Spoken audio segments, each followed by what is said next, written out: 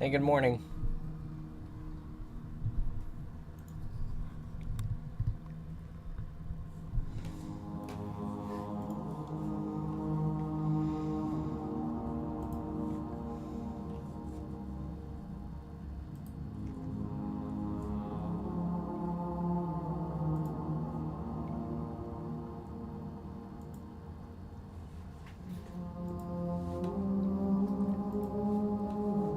Just getting ready here. Give me just a second.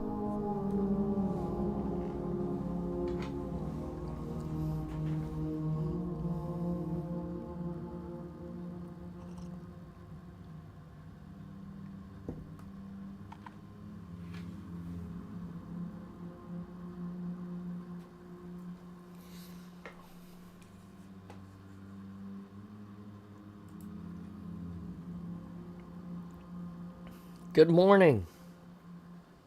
How are you?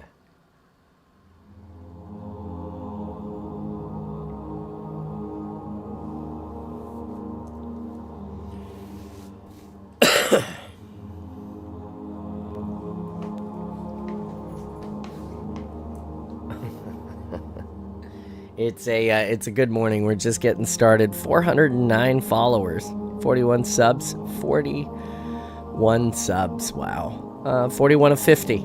Stretch goal of 80.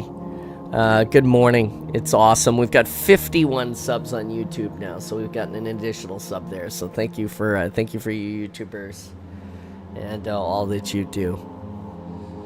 I'm Spartan John. This is the awesome. It's quiet morning. We're gonna read First Strike. We're pretty close to the end actually. We might finish it today. I'm pretty excited. We're gonna start chapter 30 here in a little bit. I wanted to tell you about some great things going on in the awesome before we get started on reading this morning. I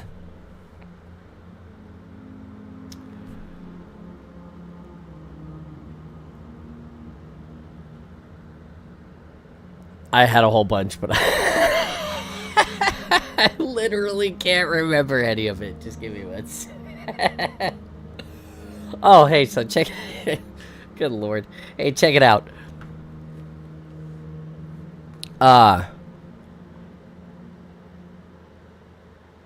The awesome is here, and you can be part of it.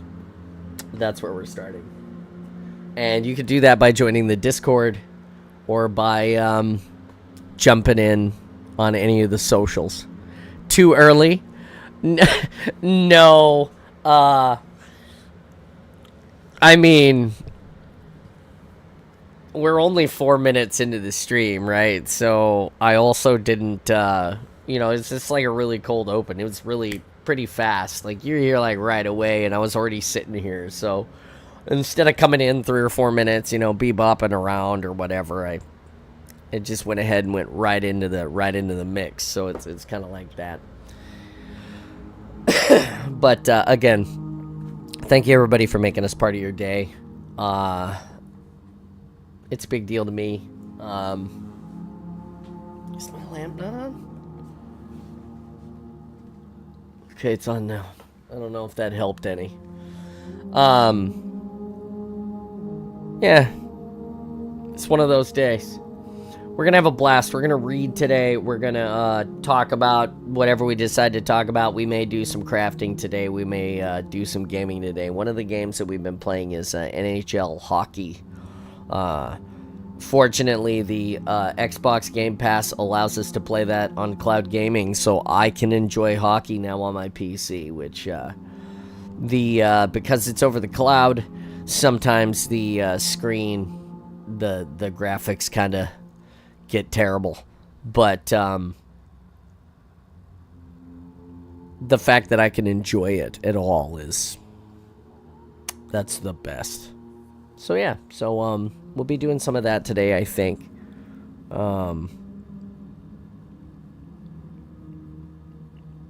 We might play some Halo today. Depends on who shows up.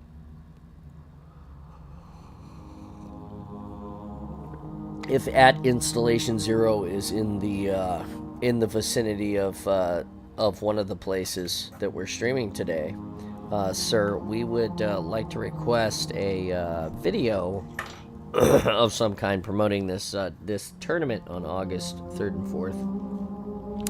Currently, we have like one team, and I think it's mine. So if you guys want to be part of a Halo tournament for charity and you want to win some cool prizes, you need to sign up for this tournament. And you can do that by let me fix this by going here.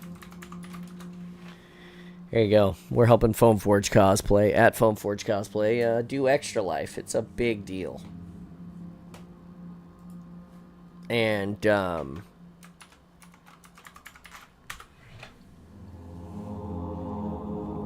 on, Streamlabs, do your thing.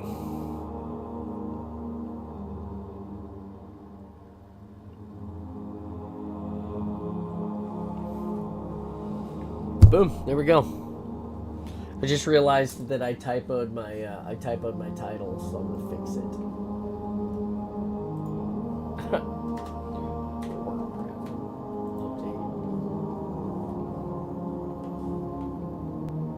Oh, and we're also not on.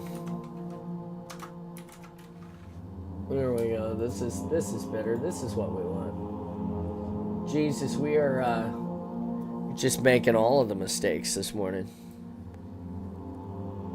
Or crafting my breath. There we go. I fixed it. I fixed it. Yay! That's hilarious.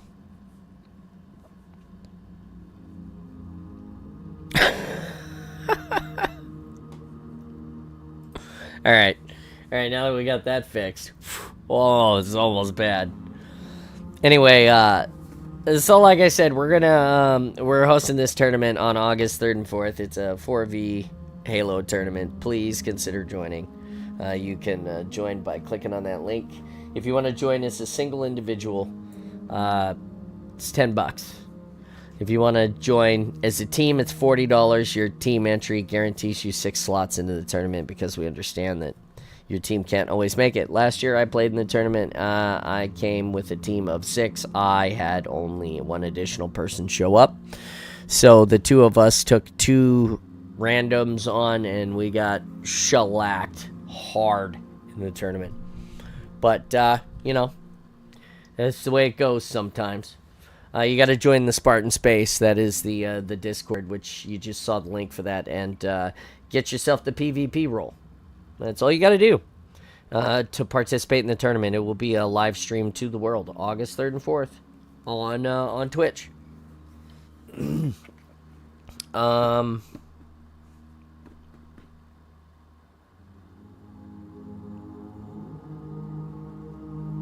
Yeah, that's pretty much it. Please join the tournament. My buddy Mike is running it. We're sponsored by Installation 00 on YouTube, and he is helping a lot with everything, ins and outs of server running, ins and outs of merchandising, ins and outs of he is a big, huge supporter. So please consider it. It's a huge deal. I'm also running a secret campaign, Make Mike Cry 2024.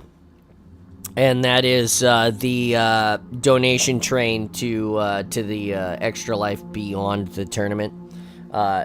He's got a $10,000 lifetime goal for donating. He's about $2,000 short of that, but he's also about a year or two short of his goal. He wanted to donate $10,000 to Extra Life in 10 years. And he's currently at like $7,800 or something like this. Maybe it's a little bit more. I have a secret goal where we just donate to that fund until there's $10,000 in there this year. Like total. Like $10,000 to donate to the kids this year. And then he will just cry. It's crying for charity. I think it'd be worth it. I think it'd be fucking hilarious and worth it. Anyway, so check that out. Maybe donate. Maybe. I wouldn't ask you to do it if I didn't do it. If you want to know where the money goes, it goes to the Edmonton Children's Stollery. The Edmonton Children's Stollery in YEG. That's Canada.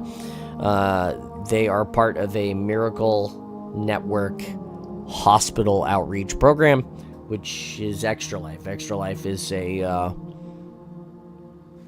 charity that gamers and, well, I mean, anybody can donate into it, but, you know, gamers. Usually we do a 24-hour stream. I've been part of it 2 years in a row now.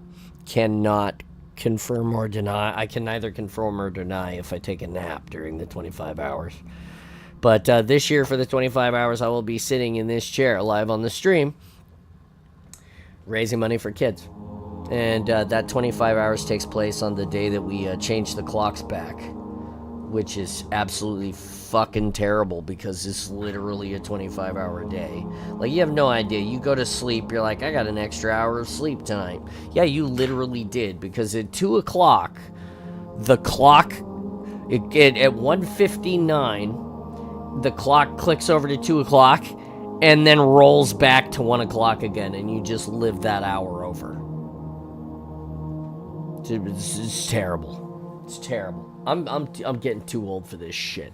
That's what I'm saying. That's what I'm saying. Anyway, look, we're about 12 minutes in. I've got my cup of coffee. I hope you've got yours. I've got the book.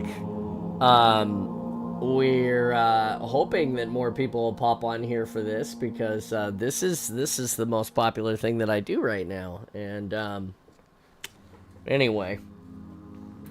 Here it is. First strike. Oh, hey, don't forget we have read the Halo series. This is the third book we're in. We're getting ready to start the fourth book after this, which we'll need some help making sure we have it. I believe it's Ghosts of Onyx next, but I'll need somebody to guide me through that one. I know we've talked about this before. Oh, Christ. That's it. Hey, everybody. Let's go. Here's the bookmark. We always have the bookmark for editing purposes, because someday I will actually learn to edit video. This is the promise that I make every time we read. Still haven't figured out how to edit video yet, so you're still gonna have to watch the full 4 hours, or just the part in the beginning when you catch these on the playlist. Those are exclamation reach, exclamation flood, respectively, and those will give you the link to the playlist. Here we go. Shit. All right.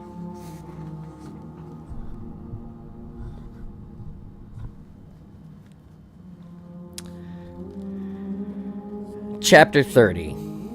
0440 hours, September 13th, 2552, revised date, military calendar, aboard hybrid vessel, Gettysburg Ascendant Justice, station keeping in Eridona's system. Time was running out. Dr. Halsey could feel the Covenant nearly upon them, and her window of opportunity shrinking to a pinpoint. Only a few more things to take care of before she could go, before she started something she couldn't stop. Someone approached the clean room. Heavy footfalls that could only be a Spartan in Mjolnir armor. Kelly appeared and waved from the other side of the glass partition that separated the clean room from the rest of Medical 4. Dr. Halsey buzzed her in. "Reporting for treatment, doctor," she said. Kelly hesitated a moment as she glanced about at the unsterile environment the doctor had been working in.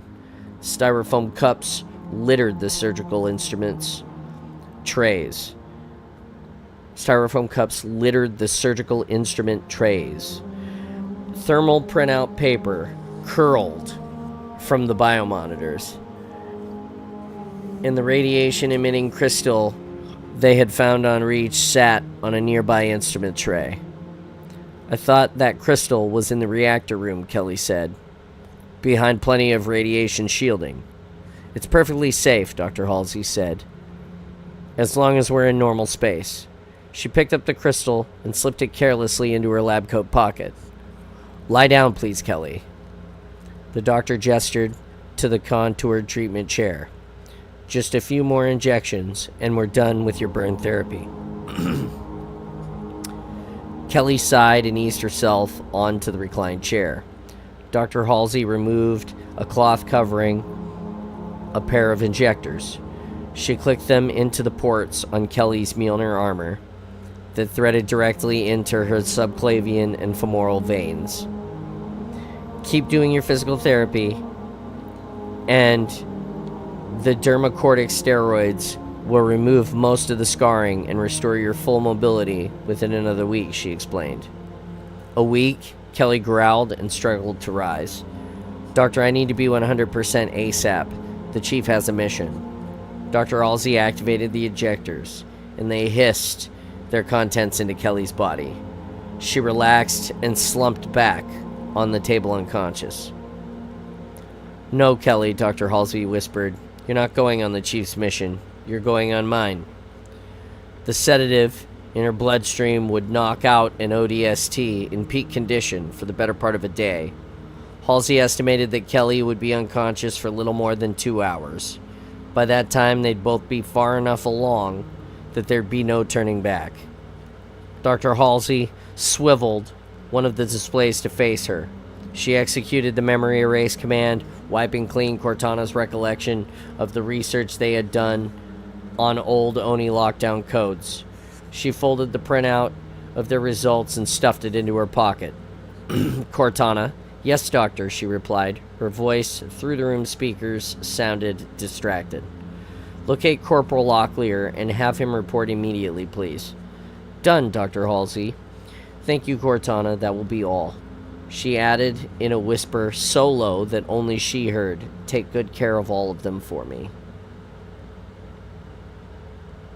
Dr. Halsey adjusted the examination table so it lay flat and then loaded medical supplies and equipment onto its undercarriage. She placed a bag with 4 submachine guns and 16 full clips of ammo on top of the supplies. She found a lukewarm cup of stale coffee and gulped it down to the dregs. Corporal Locklear appeared at the open entrance to the prep room. Hey, Doc, Cortana said you needed me, he said tersely. He smoothed his hand over his shaved head. I'm kind of busy right now, so if this can wait. Whatever you're doing, Dr. Halsey told him, this is more important.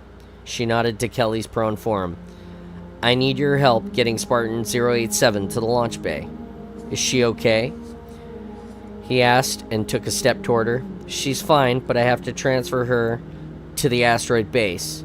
They have a piece of equipment necessary to complete her treatment. Locklear appeared unconvinced.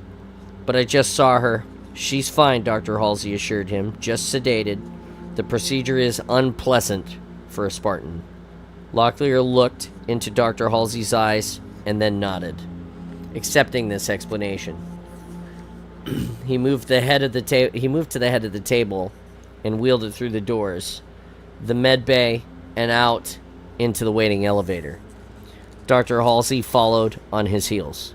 When the elevator's doors closed, she turned to the corporal. Your hand, please. He looked puzzled, but held out his hand. Dr. Halsey took it and turned it palm up.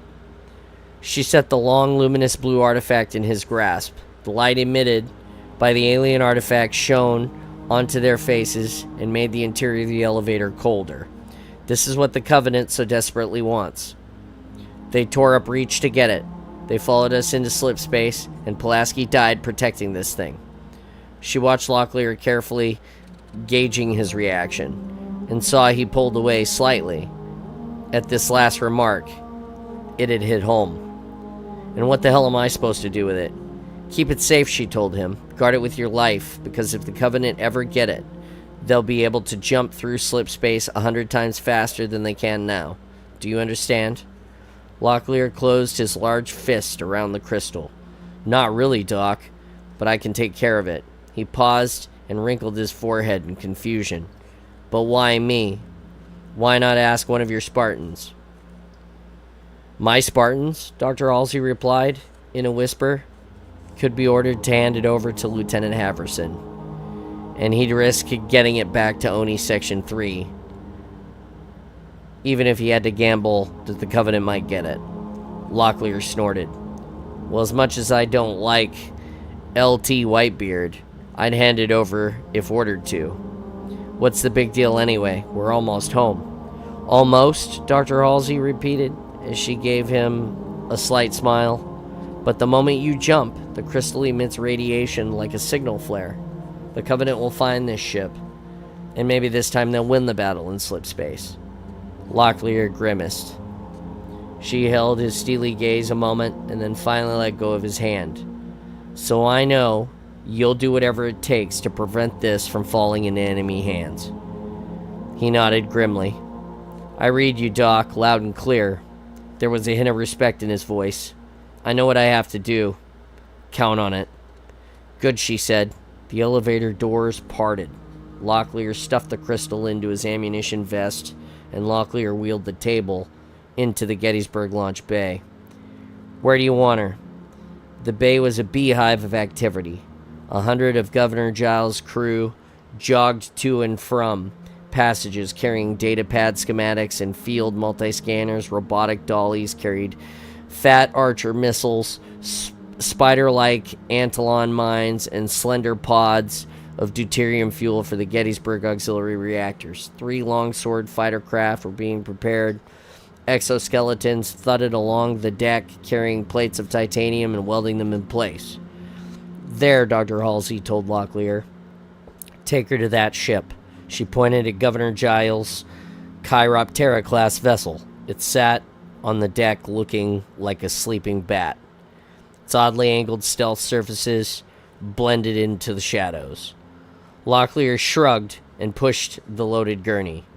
Dr. Halsey halted by the ship's port hatch. It was sealed so tightly that no seam could be discerned.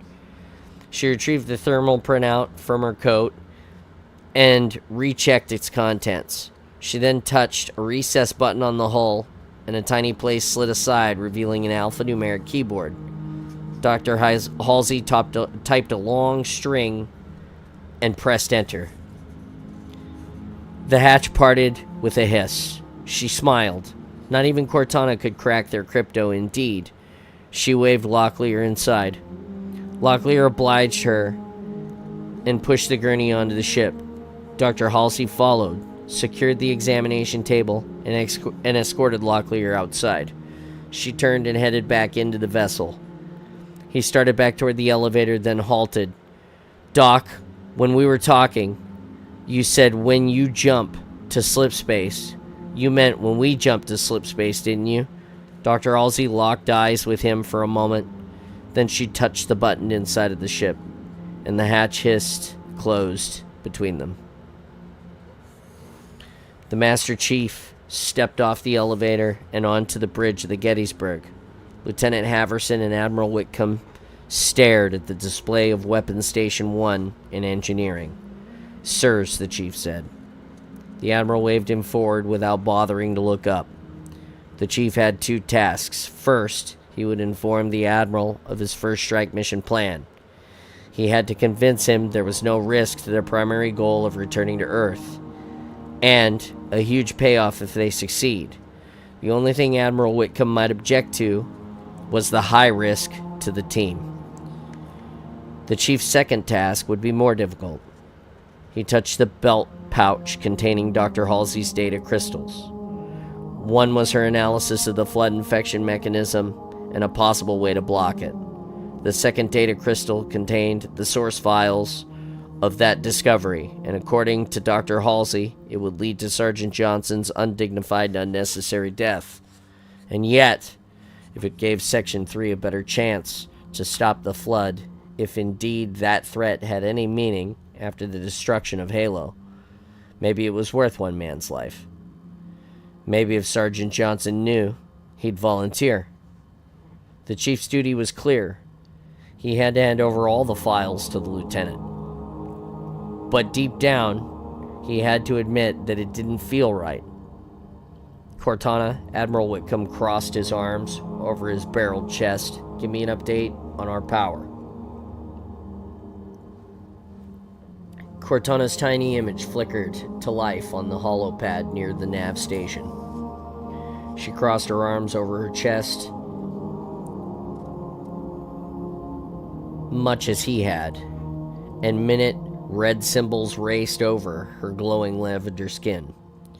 Status is nearly identical to my last report 5 minutes ago, Admiral. Texts on Ascendant Justice Reactor and the Gettysburg engines are in sync and will be completed in 40 minutes. Hurry, the Admiral growled. I don't want to get stuck without power when unfriendlies show up. I want to get underway to Earth. Weapon status. Aye, sir, Cortana said. Plasma turret 1 is obliterated. No possibility of repair. Plasma turrets 2, 3, and 4 are repaired, and although I'm waiting for power to test them, I've run 312 virtual test firings without incident. Turrets 5, 6, and 7, however, require parts. Governor Giles does not have in his inventory. 2 Archer missile pods on the Gettysburg have been refilled. That gets us 16 missiles hot and ready to go, sir. I'd like to know where Giles got those missiles, Lieutenant Haverson muttered. They're UNSC military contraband. He's a pirate, Lieutenant, Cortana said. Good work, the Admiral told Cortana. Keep me posted. He turned towards the Chief. You had something, Master Chief. Before the Master Chief could speak his mind, Haverson said, Admiral. He pointed at the forward screens and at the Chiroptera-class ship accelerating away from the Gettysburg launch bay. I thought Giles was staying on board to oversee repairs. So did I, the Admiral said. Cortana, did you catch Giles leaving on surveillance? No, sir, but you might be interested in this. On the screen, a grainy video appeared of Locklear, Dr. Halsey, and a Spartan on a gurney boarding the ship. Locklear left them at the ship, sir. Dr. Halsey and Spartan 087 departed. Cortana, the Admiral barked. Hail that ship now. Hailing. Governor Giles appeared on forward screen number 1. Admiral, he said with a nervous smile, I just saw my ship leave the launch bay. Perhaps you can explain why you commandeered my personal property when I've showed nothing but good faith in this. Hold on to your shirt tail, Governor. Admiral Whitcomb snapped. I'm in the middle of finding out who took your ship and what's precisely going on. Cortana, any response to the hail? An automated code, sir, she said. Her mouth opened in astonishment. UNSC code 392. 392, the Admiral asked. He stared into space, trying to recall the obscure code. The Master Chief cleared his throat and told him, Admiral, that is an official non-response code, sir. Special warfare teams use it to ignore hails, due to high-priority missions. God damn it, the Admiral's face flushed, and he ground his teeth. You mean the good doctor just told me to go to hell?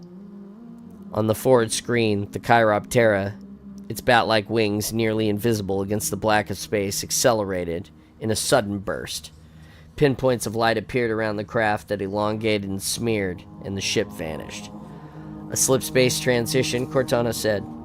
I thought you told me, the Admiral said, slowly turning to Haverson, that ship was locked down, the vital components were removed when it was decommissioned, that there was no way it could make a slip-space jump.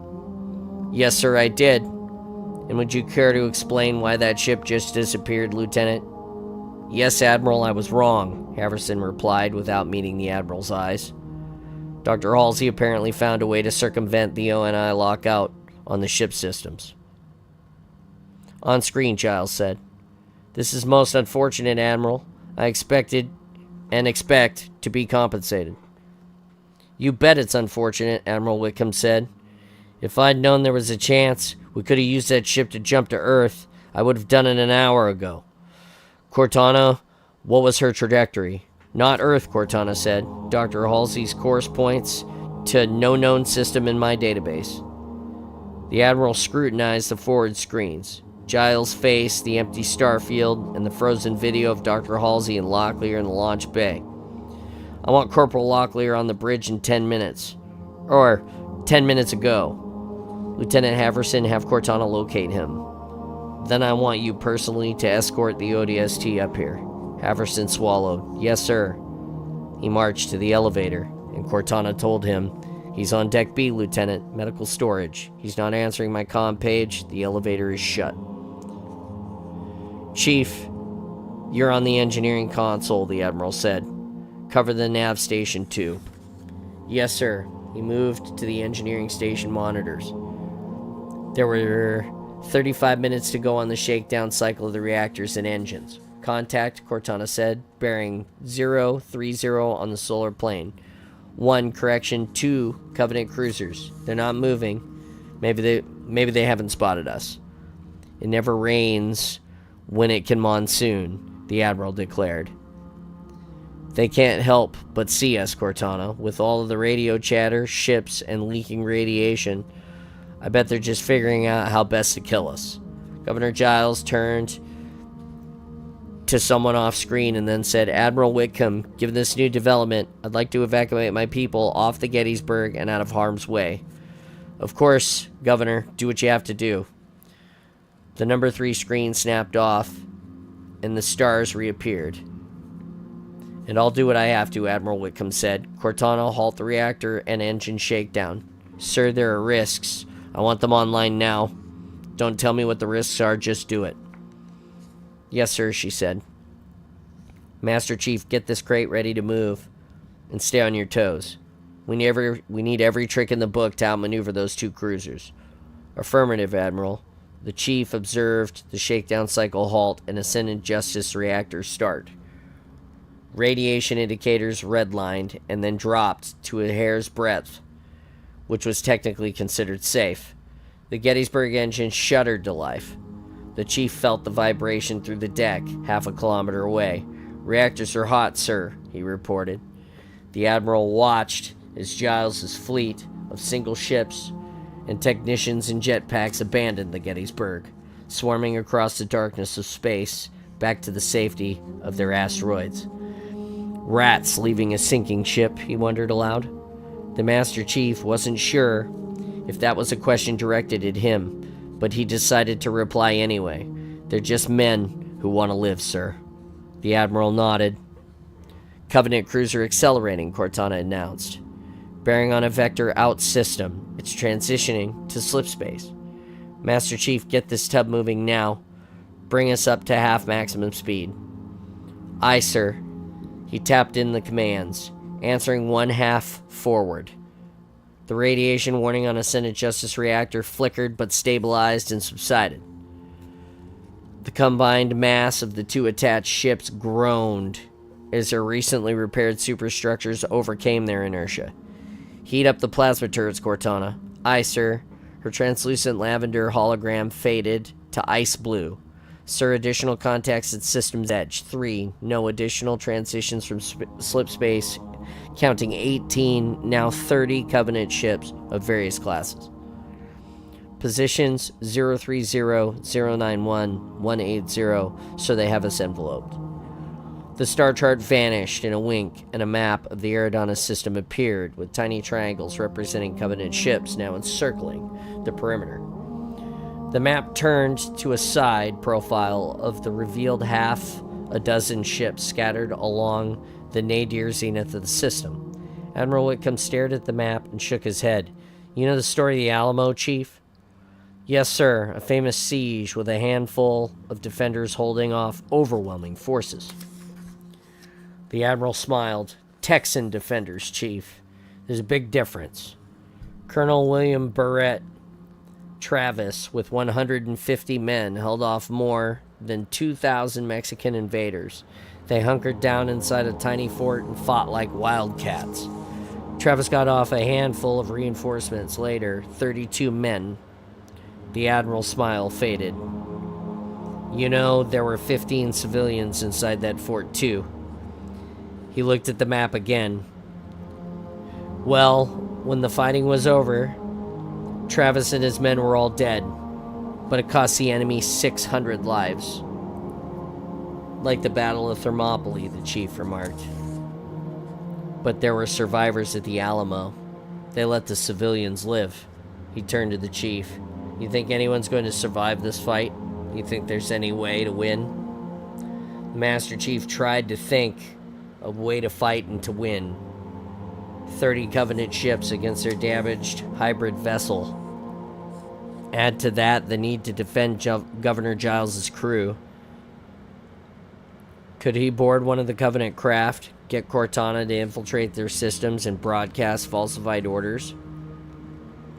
They would see him approaching. Or was there a blind spot he could approach from? How could he hide from the rest of the ships in the fleet, though? And by the time he could implement such a plan, the Gettysburg would be molten slag. It was a rhetorical question, Chief, the Admiral said. Yes, sir, the Chief replied. Given our situation, resources, and our enemy's determination, then no, I see no way to win. Or survive. Neither do I, Admiral Whitcomb stood straight. Cortana, get ready to jump. Chief, accelerate to flank speed, course 050 by 290. Prepare to transition out of normal space on my mark. Aye, sir, the Chief and Cortana answered in unison. We're leaving Governor Giles and his people, Cortana asked. Admiral Whitcomb was silent for a long moment, and then he replied, We are. This isn't the Alamo, and I'm not Colonel William Barrett Travis. Although I dearly wish I were. No, we're running. We're trading hundreds of lives for billions.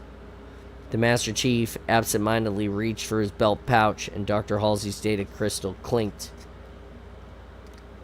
Is this the right thing to do, sir? The right thing? Admiral Whitcomb sighed. Hell, son, it probably isn't.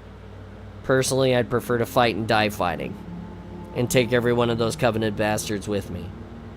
But I do not have the liberty to make that choice. My duty is clear. Protect the men and women of Earth, not a pack of pirateers and outlaws. He closed his eyes and said, The logic of the situation is also too damn clear. Even if we stay and fight, they'll all be just as dead.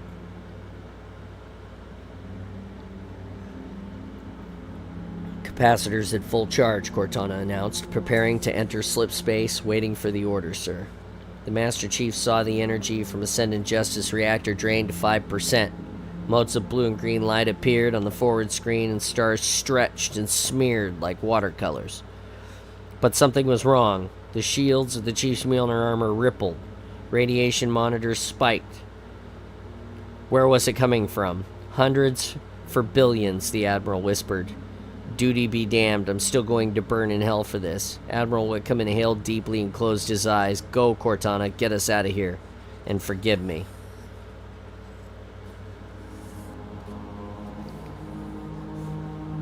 Corporal Locklear whistled, and the robotic dolly obediently followed him. The rolling robot was stacked with rifles, pistols, ammunition crates, and enough C7 foaming explosive to blow a half-a-kilo crater on the side of the Gettysburg. He made his way to the cargo elevator and then down to B deck.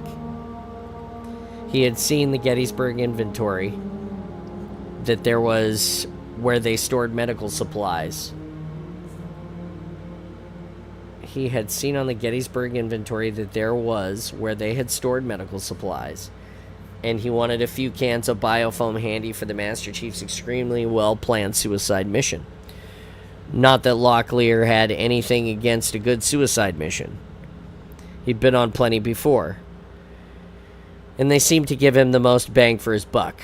Only now, after so much fighting, he just wanted a break, 24 hours of sleep, and some R&R. He idly tugged at the bandana tied to his bicep. Damn, girl, he whispered. Why'd you have to die? I had plans for you and me. What was he doing mooning over a woman, and a Navy flyer to boot? His squad would have laughed themselves wet if they knew. And they were all dead, too. Screw this, Locklear said. I'm still alive. I'm not going to die. I'm not going to feel guilty for any of this, he laughed and told himself. It's not like the entire universe has been trying to kill me off, though. Locklear turned to the robotic dolly. Right, amigo? Its treads spun, and the flatbed dolly turned to the right. No, stop, he sighed. Man, I gotta get myself a ticket out of this outfit. Next thing, I'll be asking one of these Spartans out on a date. If I could even tell the boys from the girls in that squad, he shuddered. The doors of the large cargo elevator squeaked open. Locklear stepped off and whistled for the dolly to follow. Storage Bay 2 had racks and shelves that rose from the deck 5 meters to the ceiling. He played his flashlight over the uneven surfaces. He spied a desk and a terminal in the corner. "Hello, inventory control," he said. "The place to go for goodies in any Navy outfit." He strode to the desk and sat down and tapped in a search for medical-grade ethyl alcohol. A tone chimed in his earpiece and Cortana's voice said, "Corporal Locklear, I have an urgent request from Admiral." Locklear squelched his calm. "Enough chatter today, lady," he muttered. The bar just opened. The location for Med 34 CH3 CH2OH popped on screen. "Bingo," he sang. Locklear jumped up. "Come on, amigo. You and me are going to throw a party." The deck lurched under Locklear's feet. "What the? We're moving." He turned the inventory display to face him and tapped in a command to switch the external camera. Craggy asteroids moved past them. No, it was the Gettysburg that was moving. Locklear squinted and saw a flash of blue. He magnified that part of the screen and found a dozen blurry blue flares from engine cones and pulsing lateral lines filled with plasma. Covenant ships. "Ah, hell," he said, and backed away from the desk. "So much for happy hour." Something moved in his vest. Locklear reached in his pocket and pulled out the crystal Dr. Halsey entrusted to his care. The elongated stone rippled facets moved and rearranged like the pieces of a jigsaw puzzle. He spied the same blue cover on the inventory monitor pinpricks of stretched space, the first indication of a slip space jump. "I'm not going through another slip space fight," Locklear said through gritted teeth. "I'm not going to let them follow us, or let this thing shoot off a signal flare to every Covenant ship in the galaxy." He grabbed a can of C7 off the dolly and dropped Dr. Halsey's crystal on the deck. He quickly covered the thing with the foaming explosive. It hardened to a stiff resin in a matter of seconds. Locklear grabbed a detonator, inserted it into the foam, and connected it to a timer. "Why had the doc given him this to guard?" she said. "Because the Oni spooks wouldn't have the guts to get rid of it if they had to. Would maybe even let it fall into Covenant hands." That made sense, but at the same time there was something not quite right with that explanation. Locklear looked at the monitor and the pinpoints of light that now almost blotted out the stars. Screw it. He had his own reasons to blow this thing up, like not wanting to die in another space battle. Like maybe getting some payback for Pulaski's death. The Covenant rat bastards wanted it so bad, well, screw them too. "This one's for you, Pulaski," he whispered. Locklear set the timer for 3 seconds and punched the countdown. He dived for cover behind a robotic dolly and covered his head. A brilliant flash of sapphire light was the last thing he ever saw. Okay. Section 6, Operation First Strike. You get a picture of a couple of Spartans. It says escape.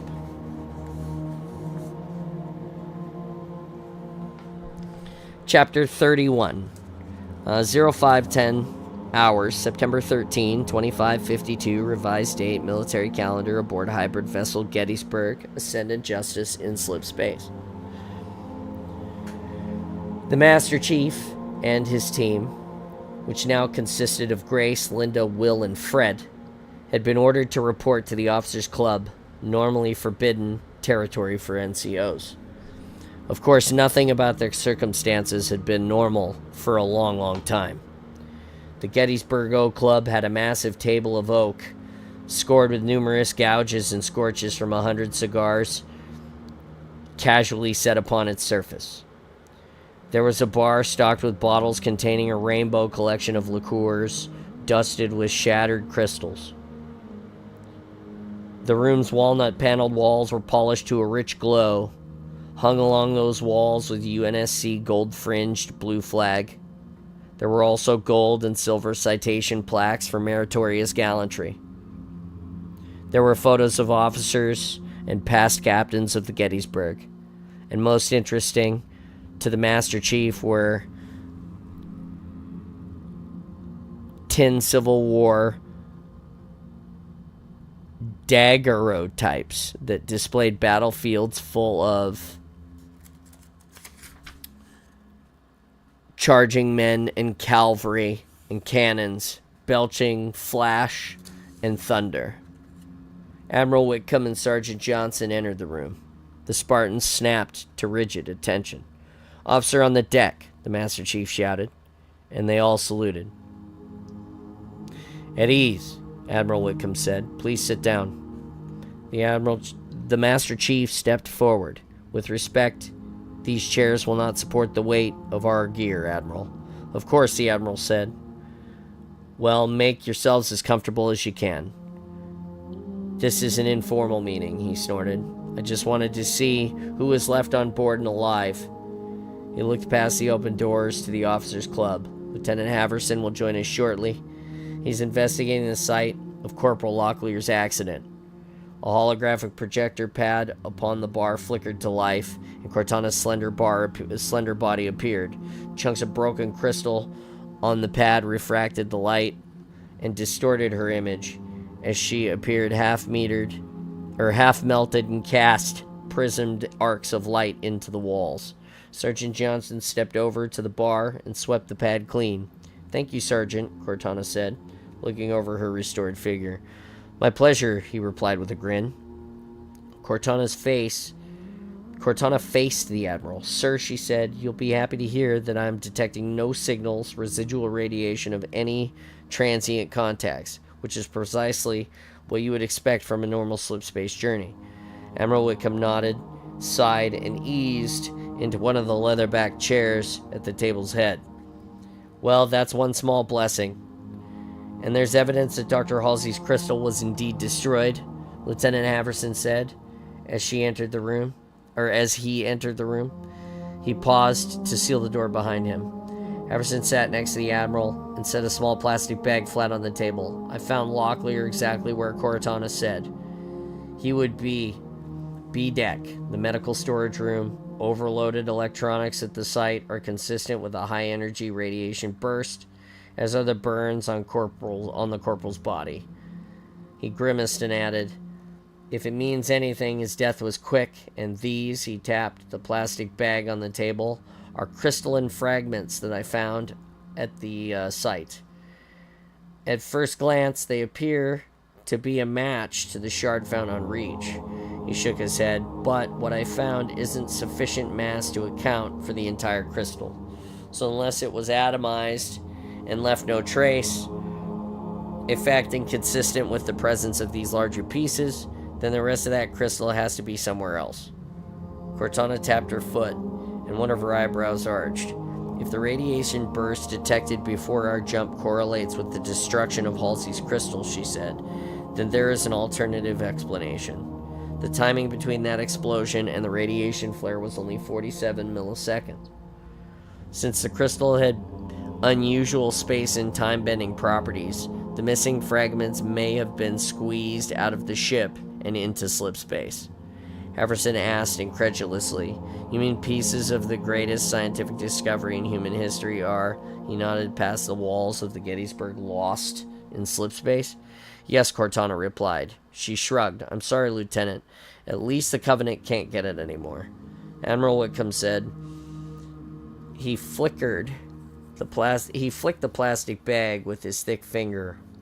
"Or if they do, they'll only be going to find a bunch of busted fragments." "I just wish I knew why Locklear did it," Haverson said. Everyone was quiet. John and the other Spartans shifted uneasily in their heavy armor. Sergeant Johnson cleared his throat. The boy was a little on the edge, After all he'd been through, you'd expect that. But he was an ODST, tough as nails and twice as sharp, and used to getting pounded. He wouldn't crack, he had no reason. Dr. Halsey, Haverson remarked, and narrowed his eyes. She had to have set this up. John started to defend Dr. Halsey, but then stopped himself from arguing with the officer. Yes, her actions were inexplicable. She had exfiltrated Kelly, left them when they needed her the most, and given Locklear the alien artifact. John still wanted to trust her, though. Perhaps whatever she was up to was for the greater good. Let's not start this, Admiral said. I don't want anyone's perceptions colored by us discussing the whys and what-ifs of the situation. Save it for the debrief they're going to give us when we get back. He cast a sideways glance at the bar and unconsciously smacked his lips. From here to Earth, it should be smooth sailing, and we can finally relax. Permission to speak, Admiral, the chief said. Granted, speak your mind. I don't wish to contradict you, sir, but perhaps it shouldn't be smooth sailing. And maybe we shouldn't relax. Admiral Whitcomb leaned forward. I have a feeling I'm not going to like this, but explain yourself, Chief. The Master Chief outlined his mission plan, and how he and his team would take a Covenant dropship and insert into the rendezvous location for the invading Covenant fleet. They would then infiltrate their command and control center, the unyielding Hierophant, and destroy it. That would hopefully cripple the Covenant force, or at least slow them down, maybe even enough to buy Earth some time to reinforce their defenses. The Admiral stared at the Chief without blinking and flatly replied, Mission request denied. Acknowledged, sir. He remained standing at stiff attention. Wickham frowned, and the other Spartans also snapped at attention and remained stone still. He sighed. I understand your motivations, Chief, I do. But I will not risk transporting your team to the Covenant rendezvous point, the Admiral explained. If we lose this ship, Earth never gets its warning.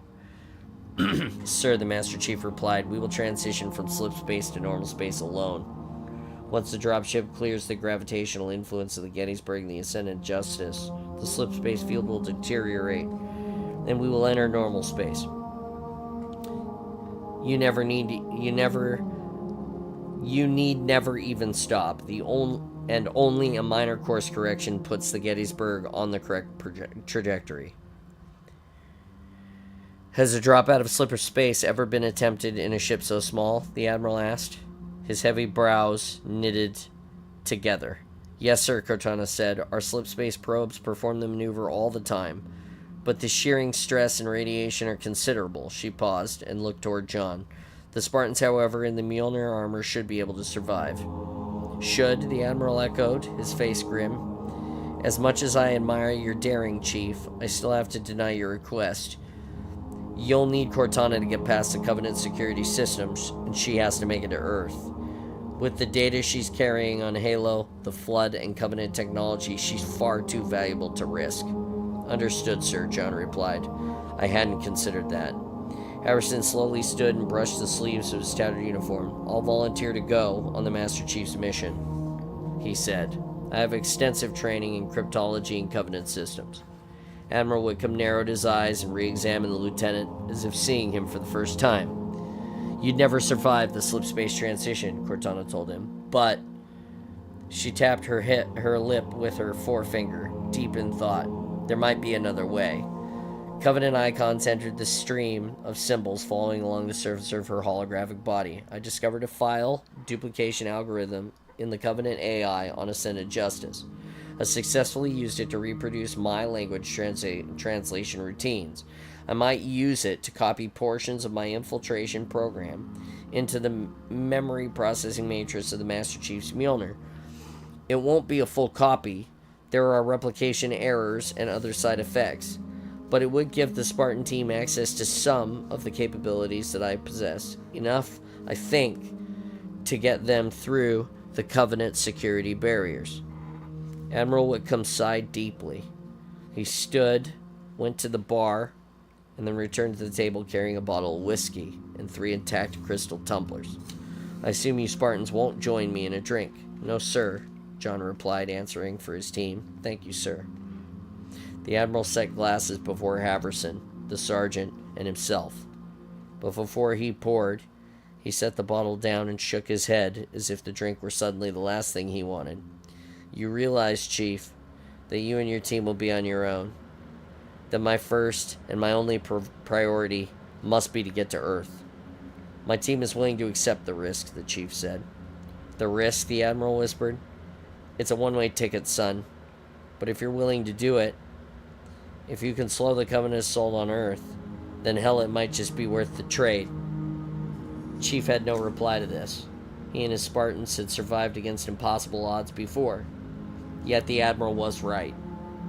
There seemed to be something final about this mission. Something that told John he wouldn't make it. This was acceptable. The cause was more than justified. The sacrifice of 5 measured against billions of lives on Earth. Admiral Whitcomb stood and said, "Very well, Master Chief. Your mission request is approved." The Master Chief parked the groaning, overloaded robotic dolly next to the side hatch of the Covenant dropship. The dolly held 4 tons of carbon, molybdenum steel I-beams. Will unloaded the cargo and hauled it inside, where Fred and the sergeant cross-braced and welded the beams in place. This was the final reinforcements for the dropship. The interior of the craft was so cramped that 2 Spartans could barely pass one another.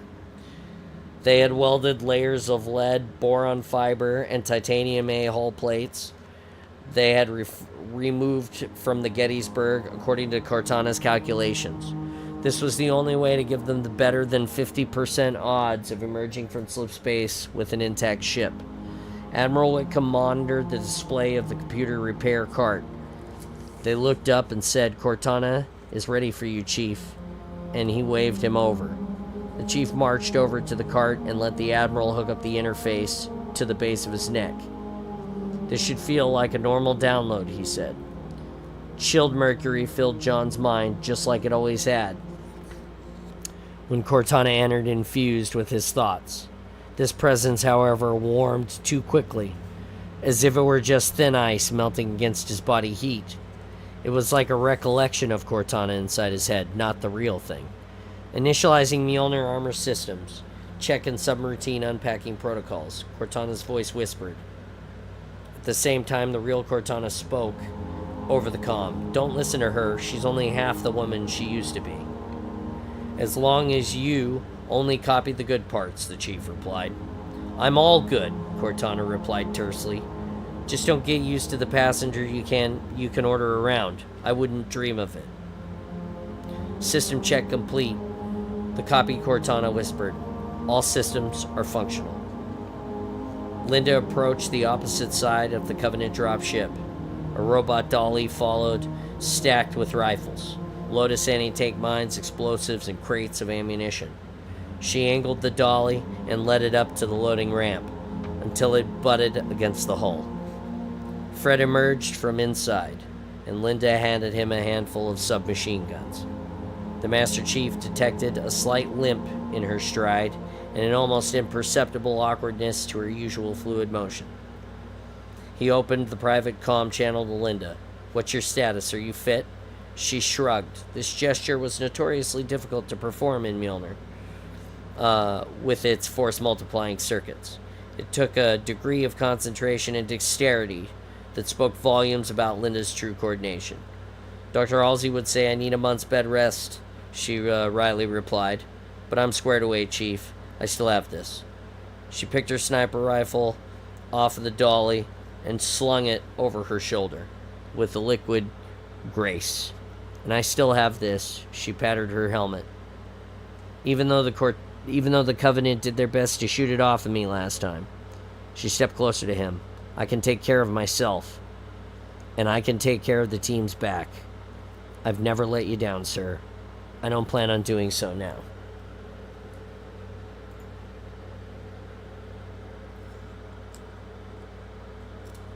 He nodded. What John wanted to do, however, was order her to stay behind. but he needed her uncanny skill with the sniper rifle on his mission. He'd need her so they could survive just long enough to stop the Covenant. If he could have accomplished this mission alone, he would have made everyone on Blue Team stay. His team, however, knew the risks and knew the payoff of their sacrifice. It was as good a final fate as any soldier could ask for. He marched to the other hatch on the dropship and boarded the craft. There was one last detail to take care of with Lieutenant Haverson. John moved past Sergeant Johnson, who, obscured by a shower of sparks, welded the last supporting I-beam in place. The lieutenant sat in the cockpit checking the automated routines that Cortana had uploaded into the system. These would generate the proper coded responses to Covenant queries. They had also changed the dropship's registry tag so the Covenant would not recognize the ship as belonging to the now renegade Ascendant Justice. "Lieutenant," the Master Chief said, "forgive the interruption." Haverson looked up and slicked the sweat drenched from his face. "What can I do for you, Chief?" Master Chief eased into the co-pilot seat. "Dr. Halsey gave me something to pass on to ONI Section 3, her analysis on the flood." Haverson's eyebrows shot up. He opened his belt compartment and hesitated. "Which data crystal? The one only containing the flood analysis and possible inoculation? Or the one containing the source files of her conclusions? The one she said would kill Sergeant Johnson." While John felt justified in gambling his life on the lives of the other Spartans, that was his choice and their commander to make. That wasn't the case for the sergeant. It was a biological fluke that had spared the sergeant from the flood. A 1 in a billion shot, the doctor said. But it was a 1,000,000,000 to 1 shot that he could save billions of lives. So the mathematics of the situation were almost even. What had Dr. Halsey said about saving every person no matter what the costs? No. John had sworn an oath to protect all of humanity. His duty was clear. He reached for the crystal containing the complete files and handed it to Lieutenant Haverson. "She said it would help fight the flood, sir. I'm not sure exactly what she meant." "We'll see, Chief, thank you." Haverson took the crystal and peered into its depths. He shrugged. "With Dr. Halsey, who can tell?" The comm channel clicked and Cortana announced, 10 minutes until we reach the drop zone. Make final preparation to launch, Blue Team. You'll only get 1 shot at this." "Roger that, Cortana," the Chief replied. "Spartan's on deck." Haverson tentatively extended his hand. "I guess this is it, Chief." The Chief gently shook the lieutenant's hand. "Good luck, sir." John moved back through the dropship, almost running over Sergeant Johnson, who was dragging the arc welder down the gangway. "Allow me, Sergeant." John grasped the 200-kilogram machine and lifted it with one hand. The Master Chief exited the dropship, and he and the other Spartans assembled outside. He stowed the arc welder and took position at the head of the Spartan formation. Admiral Whitcomb looked over them once and then said, "I'd wish you luck, Master Chief, but you Spartans seem to make your own luck. So let me say,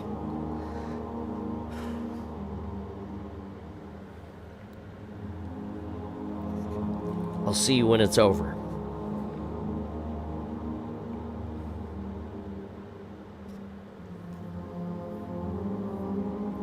He saluted them, and they returned the salute. "Just one last order," the Admiral said. "Give them hell."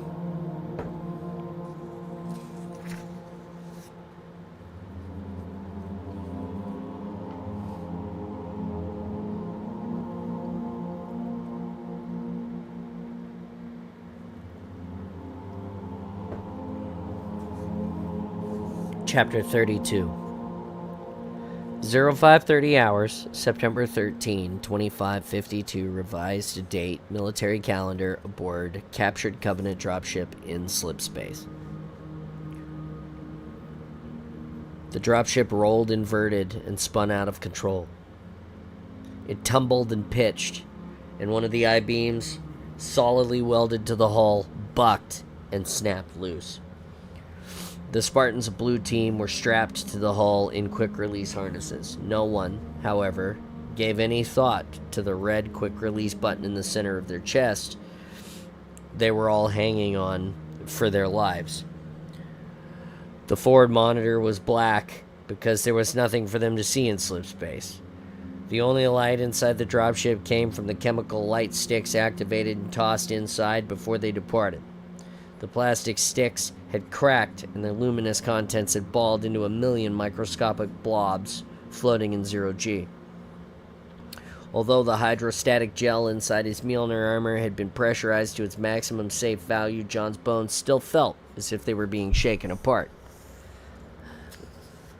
This violent ride started when they had cleared Ascendant Justice's launch bay and entered the inky voids of slip space.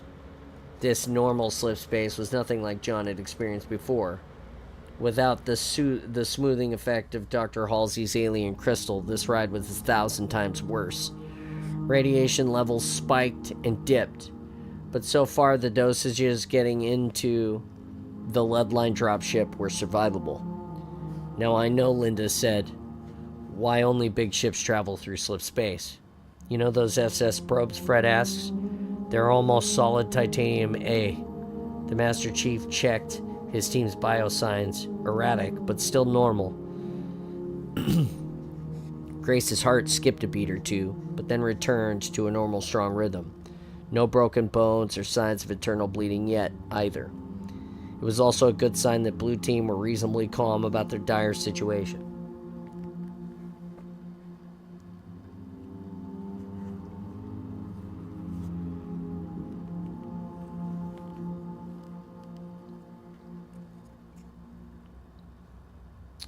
The chief knew it was all they could do until they cleared the slip space field generated by the Ascendant Justice.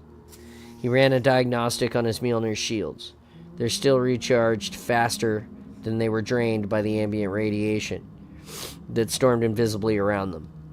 He wished the real Cortana were with him. She would have said something to distract him. Status, John asked. 4 blue, acknowledged lights winked on, and 4 Spartans gave him a thumbs up. Fred chimed in. This isn't so bad. The last insertion I made, we hit the ground before the dropship. Now that was a rough ride. The dropship lurched violently and cut off Fred's story. Cracks appeared along the armor welded to the port wall. Molten lead oozed through the rupture. Despite the hydrostatic gel and the padding, a jolt slammed the Master Chief's head against the front of his helmet, with force enough to make black stars explode in his eyes. Another jolt slammed into his head, into the back of his helmet. The inside of the dropship went entirely dark. Chief, Chief, Cortana's voice whispered through his helmet speaker. Chief responded. Please. Chief, respond, please. John's vision came into focus. His biosigns sluggishly pulsed on his heads-up display. Beyond the display, it was completely dark. He activated his external lights and pointed his head along the interior of the ship. His Spartans hung limp in their harnesses. Aside from spheres of lead that had melted under the hull's armor, re-solidified, and now floated like champagne bubbles in the interior of the vessel, there was no other discernible motion. We made it? Affirmative, the cloned Cortana answered. I'm picking up a tremendous volume of Covenant comm traffic on the F, though, through K-bands. They pinged us 3 times already for a response. Chief, awaiting orders. How can you pick up any signals inside this lead-lined hull?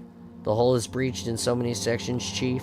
The comm traffic is also unusually strong, indicating extreme close proximity to Covenant forces. Stand by, he told her. He hit the quick release on his harness and floated free. He called up Blue Team Biosigns and found them all unconscious but alive, and grabbed the first aid kit, injected them each with a mild stimulant, and released them from their safety restraint. Where are we? Will asked. The Master Chief looked instinctively to the forward monitor, but they were all dead. There's one way to find out, he replied. I'll take the port side hatch. Fred, you're on the starboard. Roger, Blue One, Fred replied. The chief rotated the manual release of the hatch and it eased open. Beyond was the velvety black of space, filled with stars that shone yellow and amber and red. He clipped a tether onto his suit and then onto the hull and leaned out the hatch. As Cortana had indicated, there were Covenant forces in close proximity. A cruiser glided silently past them, 300 meters away. All John could see was its silvery blue hull, its plasma turrets with their lateral lines aglow with fire, and a flare of its engines as it passed. And then John saw the rest of them. There were Covenant cruisers and larger carriers. There were even bigger vessels with 5 bulbous sections that were 2 kilometers stem to stern and had a dozen deadly energy projectors. Motes of dust swirled between them and the numerous ships, Seraph fighters, dropships, and tentacled engineering pods. "How many ships," he asked Cortana, "are we looking at?" 247 warships, she replied. Estimation of the total population based on the sampling from your limited field of vision puts the total number at more than 500 Covenant warships. For the first time, the chief froze, his gauntlets locked on the edge of the hatch, and his arms failed to respond. 500 ships. This fleet would easily overwhelm any UNSC defensive force, whether or not the Admiral got through with his warning. Their opening salvo would be a tidal wave of plasma, and it would obliterate Earth's orbital forces before they could fire a single shot. 1,000 kilometers below, space rippled, parted, and 7 more cruisers appeared in normal space. They maneuvered to join the rest of the pack. John realized that the last time he had seen this magnitude of destructive power had been on the Halo. The ring was a weapon, designed to kill all sentient life for dozens of light years in every direction. And he had stopped that threat. He could stop this one too. He had to. His plan called for the infiltration and destruction of their command and control station. But how would that stop the gathering of the Force? It wouldn't. But it might buy Earth enough time to come up with a plan to counter the seemingly invincible Armada. "You said they pinged us 3 times? John asked Cortana. "Affirmative. They've been curious about our status, but not as much as you might expect. There's a tremendous amount of comm traffic. They're probably only interested in us as a navigation hazard. Send a signal and explain that our engines are crippled and we need assistance to move. Let's see if we can get them to take us to Central Station for repairs. Sending message now." The Master Chief piped what he was seeing to Blue Team. "Time to wake up," he said. "Armor and weapons check on the double." There was a pause of several seconds before Blue Team's acknowledgement lights pulsed in his HUD. He knew they were having the same reaction of fear and then drawing the same conclusions as he had about their mission. They couldn't fail. The fate of humanity lay in their hands. John angled his head around to take a look at the dropship. The majority of the ship's hull had peeled away, and lead and titanium plates underneath showed through. Without their reinforcements, the craft would have disintegrated on the rough ride through slip space. Covenant C and C responding to our requests. The copied Cortana informed him. Ferry en route to take us in for repair. They were a little confused about which warship we belonged to, but I simulated static to cover our ship's registration ID. They're too busy to take a close look at us. The Master Chief returned inside the dropship. "We're getting towed," he told Blue Team. Linda came up to him and made a circle in the air with her index finger. John nodded and turned around so she could visually inspect the Mjolnir suit. Computer diagnostics were fine, but his Spartans couldn't take any chances with their armor, especially not in an evacuated environment. "You're good," she told him. John then returned the favor and examined her suit. Fred and Will had done an excellent job integrating the replacement parts into Linda's armor. Aside from their pristine condition, they were a perfect match. He patted her on the shoulder and gave her a thumbs up to indicate that her armor was in working order. "Ordnance loadout," Grace said, and unraveled the duffel bags they had tied to the hull. The packages had been wrapped with lead foil, layers of thermal padding, and then a layer of utility tape. Heavy or light? John asked. We're going heavy, John said. Except Linda. Linda started to object, but he explained. We'll need you to hang back and cover us with your sniper rifle. I want you fast and deadly. Take a close-range weapon, extra ammo, and whatever you need to keep your sniper rifle working in the field. Roger, Linda said. Her voice was cold, hard, and brittle. This was the voice John had heard as she reported in while sniping targets around the team. John sometimes found it a little too cold, but he knew this was a good sign. Linda was prepared to do whatever she did best. Kill with a single shot. The rest of us will take whatever we can carry. Once we're in, I have a feeling we won't be able to come back. If we have to, we can always lighten our load. The chief grabbed a battle rifle and, for close use, a pair of submachine guns. He took a pair of silencers for the SMGs and hip holsters for the smaller weapons. He picked up a dozen frag grenades in their plastic ring carrier and slotted that onto the left thigh section of his armor.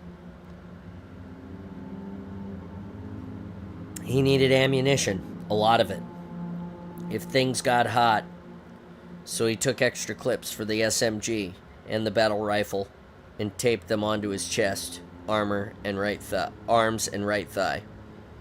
More clips went into the backpack, along with 2 Lotus anti-tank mines, a few cans of C7 explosive detonators, timers, 2 field airstrike first aid kits, and a fiber optic probe. While the rest of Blue Team got their gear together, John told them, stay off the comms for now. They all nodded. Lead lining or not, they were close to too many listening Covenant ears to make more chances with the comms. He moved to the still open port hatch, slid the fiber optic probe outside, and plunged it into his helmet. Plugged it into his helmet. Grainy images appeared on his heads-up display. Hundreds of Covenant ships swarmed into view. In the midst, a speck glowed and grew larger until the Master Chief saw it was a ship of similar design to their own. 2 U-shaped hulls, each the size of their dropships, sat on top of one another. The ship accelerated toward them and separated. One part moved to their dropship stern and the other drifted to the nose. The clanging of metal on metal reverberated through the hull, and the Master Chief felt a gentle motion in the pit of his stomach. He looked back and passed a thumbs up to Fred, indicating that their tow had arrived, and Fred passed the signal on to the rest of the team. On the fiber optic feed, the Master Chief saw that the Covenant tug maneuvered them through the fleet, up, over, and around ships 100 times their size. There was a moment when they divided and there was nothing on screen save the stars and black of space. The Master Chief got a glimpse of a gold-colored star on his heads-up display, and then the video moved over to a planet of ochre smeared with clouds and sulfur dioxide and an orbiting moon of silver. The tug turned to face a new ship in the distance. This vessel looked like 2 teardrop-shaped Covenant ships that had collided, giving the result an overall elongated figure-8 geometry. They moved toward the ship, and the Master Chief made out more details. Spokes radiated from the narrow midpoint of the vessel and connected to a slender ring that he'd seen before because they had approached facing the edge on. He hadn't seen before because they'd approached facing edge on. Feather-like tubes extended from either bulbous section and moved slowly over the central wheel. John squinted to make out more details on this unusual ship, but he was already at maximum resolution. It had a ring. Was it rotating? But the Covenant had gravitational technology. They didn't need rotating sections to simulate gravity. Then he saw something recognizable on the structure. Tiny ships docked to the ring. Covenant cruisers and carriers. There must have been 60 connected to that central hub. The titanic perspective of this structure clicked into place. The carriers looked like toys. The twin teardrop shapes had to be 30 kilometers end to end. This could only be the Covenant Command and Control Center, the unyielding Hierophant. The tug moved directly toward the station. It was precisely where they had to go. So, it was a lucky break. But ironically, it was also the last place the Master Chief wanted to be. There was no telling what kind of sensors the unyielding Hierophant had, but they couldn't take any chances. John retreated into the dropship and eased the hatch shut. He moved deeper into the ship and waited for the rest of Blue Team. 3 minutes ticked by on his mission clock, and John tried to control his breathing and focus his mind. Gravity settled in his stomach, and there was a series of metallic clatters along the hull. Atmosphere hissed in through the cracks of their breached ship. John pointed at Fred and Grace, and then to the starboard hatch. They leveled their rifles and moved. He pointed to Linda and himself, then the port hatch, and they moved into position. John wasn't sure what kind of reception waited for them on the other side of these hatches, but one thing was certain: they'd have to face it head on. There was nowhere to hide inside the reinforcements and too cramped interior of the dropship. The port hatch cracked and squeaked open. Linda and John aimed their rifles.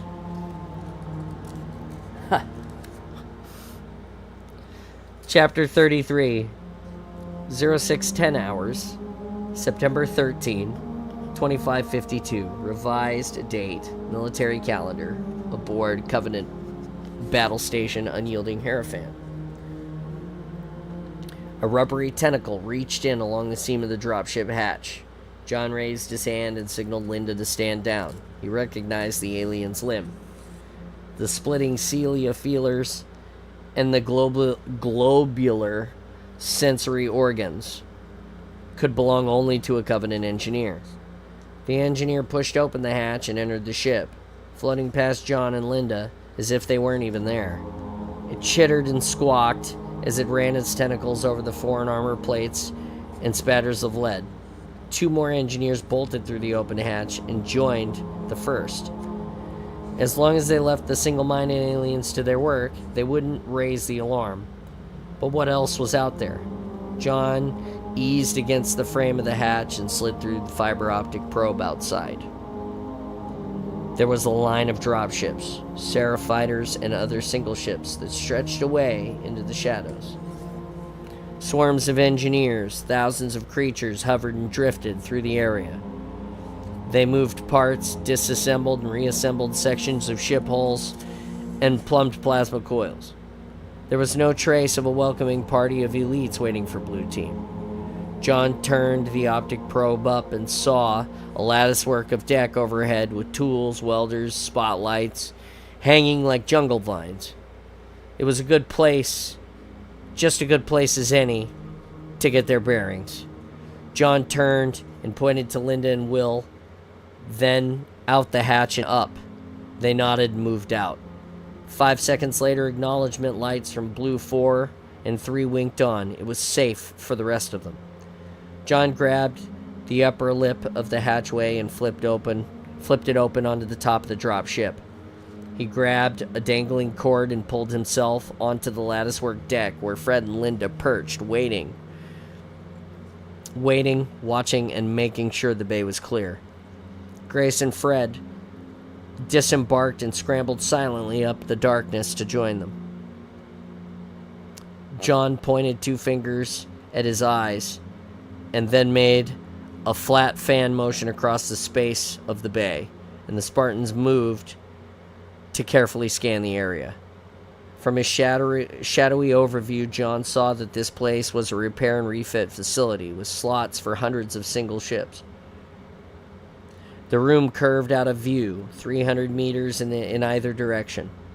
It must run the circumference of the station's hub.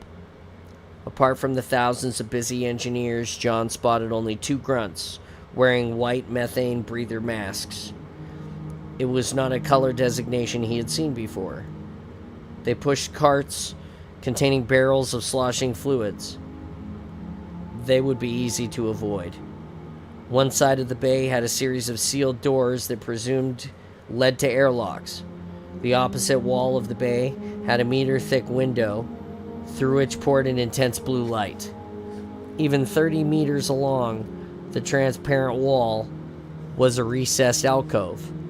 Overflowing from the nearest alcove were purple polyhedral cargo barrels, old charred plasma coils, and plates of silver blue Covenant alloy. But what piqued John's interest was what was next to this pile of junk, a holographic terminal. John clicked his comm to get Blue Team's attention, pointed to the junk pile, held up 2 fingers, and then pointed again at the alcove. Everyone nodded, understanding this order. Fred and Linda silently dropped to the deck, ran across the bay, and melted into the shadow behind the cut section of the hull. Grace followed.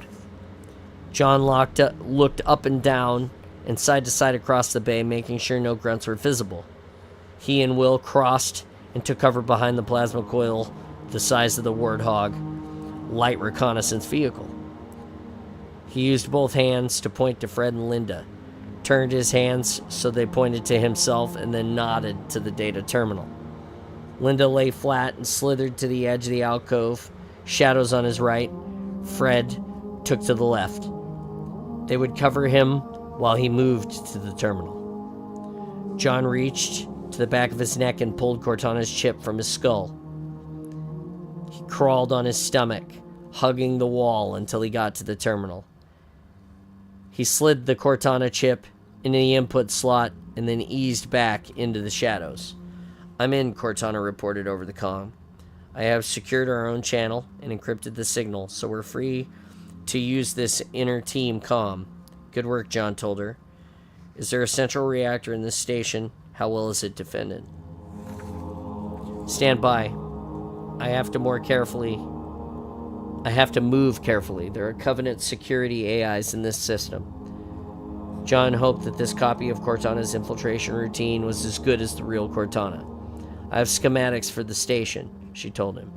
"The good news is, each lobe has a central reactor.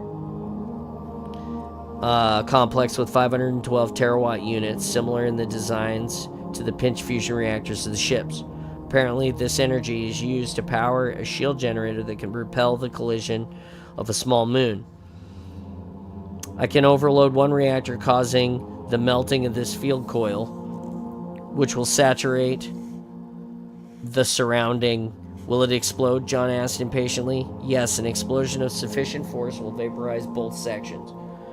"That's good news. What's the bad news?" "The reactor's control system is isolated. I cannot reach it from this terminal. You'll have to physically deliver me there." "Where's there?" "The nearest reactor control access point is 7 kilometers further into the station's top lobe." John considered this. If they were careful and lucky, it might be possible. "If there's a way to leave you in the central system until we need you," he asked, "it would be handy to have you monitor Covenant security systems." The duplicate Cortana was silent for a full 3 seconds. "There is a way," she finally replied. "When I was copied from the original Cortana, the duplicating software was copied as well. It becomes an inseparable part of all the subsequent copies. I can use this to copy myself into the system." "Perfect. There are risks, however," Cortana told him. "Each successive copy contains aberrations that I cannot correct. There may be an unforeseen complication associated with using a copy of a copy." "Do it," John ordered. "I'll take that chance. But I'm not willing to take a chance on crossing 7 kilometers behind enemy lines without a way to bypass the security system." "Stand by," Cortana said, working. A minute ticked off John's mission timer. Then the data chip ejected from the terminal. "Done," Cortana said over the intercom. "I'm in. There's an exit to this bay, 30 meters to your left. I will black out the security sensors there and open the door for 20 seconds. Hurry. John retrieved the chip and reinserted it into his skull. There was a flash of cold mercury in his mind. Move out, John told Blue Team. Stay low. Fred's and Linda's acknowledgments lights flickered, indicating the way was clear. Blue Team ran, crouching for 30 meters. A small access panel slid open. They piled through.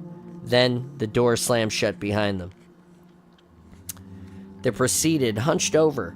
They crawled on their hands and knees and their stomachs and through ducting, so tight they had to shut down their shields and scrape by on bare armor over metal.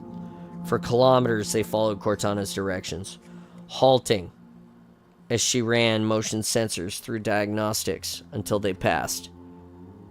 Twisting and turning and shimmying down long lengths of pipe, dodging giant blades of circulating fans, and edging by transformer coils so close that sparks arced across their shields. According to John's mission timer, they'd followed this route for 11 hours when it dead-ended. New welds, Fred said, running his gauntlet over the seams in the alloy plate blocking their path. Cortana broke in over the comm. It must be a repair not logged in the station's manifest. John said, options? Cortana replied, I have only limited mission planning routines. There are 3 obvious options. You can blow the obstructing plate with the Lotus anti-tank mine. You can return to the repair bay, where we might find a less obvious way in.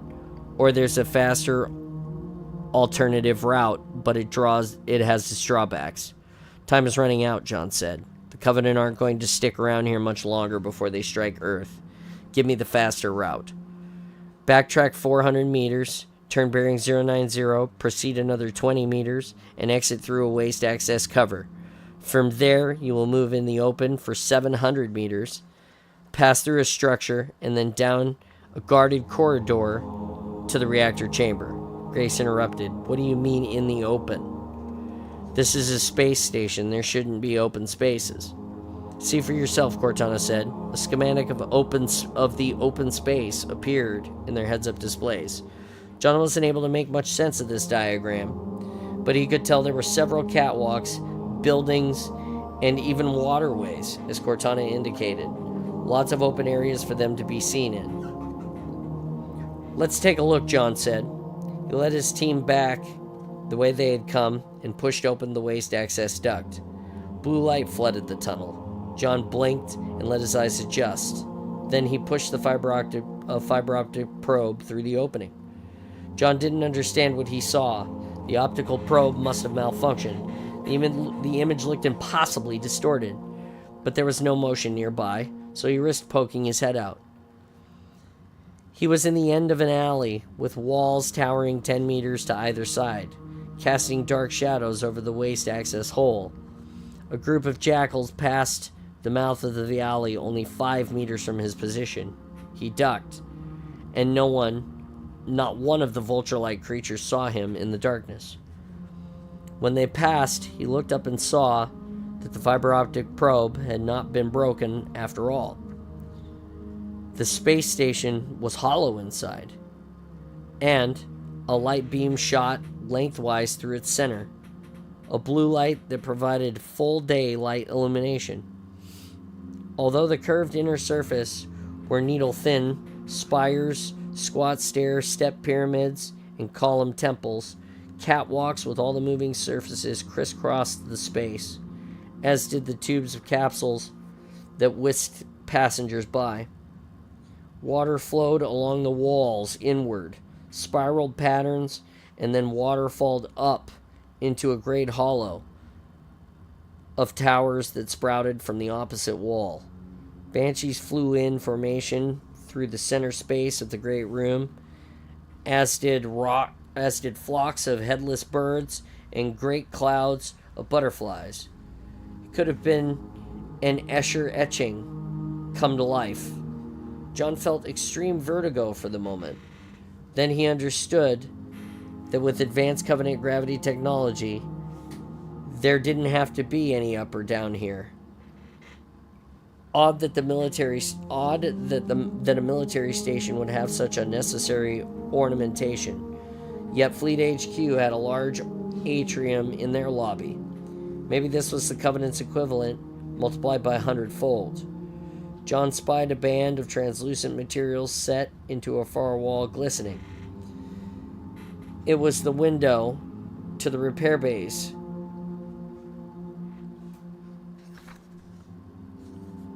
Is that the window to the repair base, Cortana? Correct, she replied. Then at least we know the way out and the structure we need to enter. 1 o'clock, she said. The one with the carved columns. It is the most direct route to the reactor chamber. John moved out of the hole and hugged the nearby wall.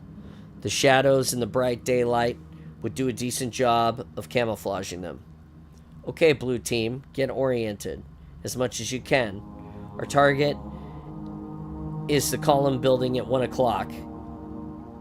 I make it to be a 300-meter sprint across open ground. We'll make a break for it, unless anyone has a better plan.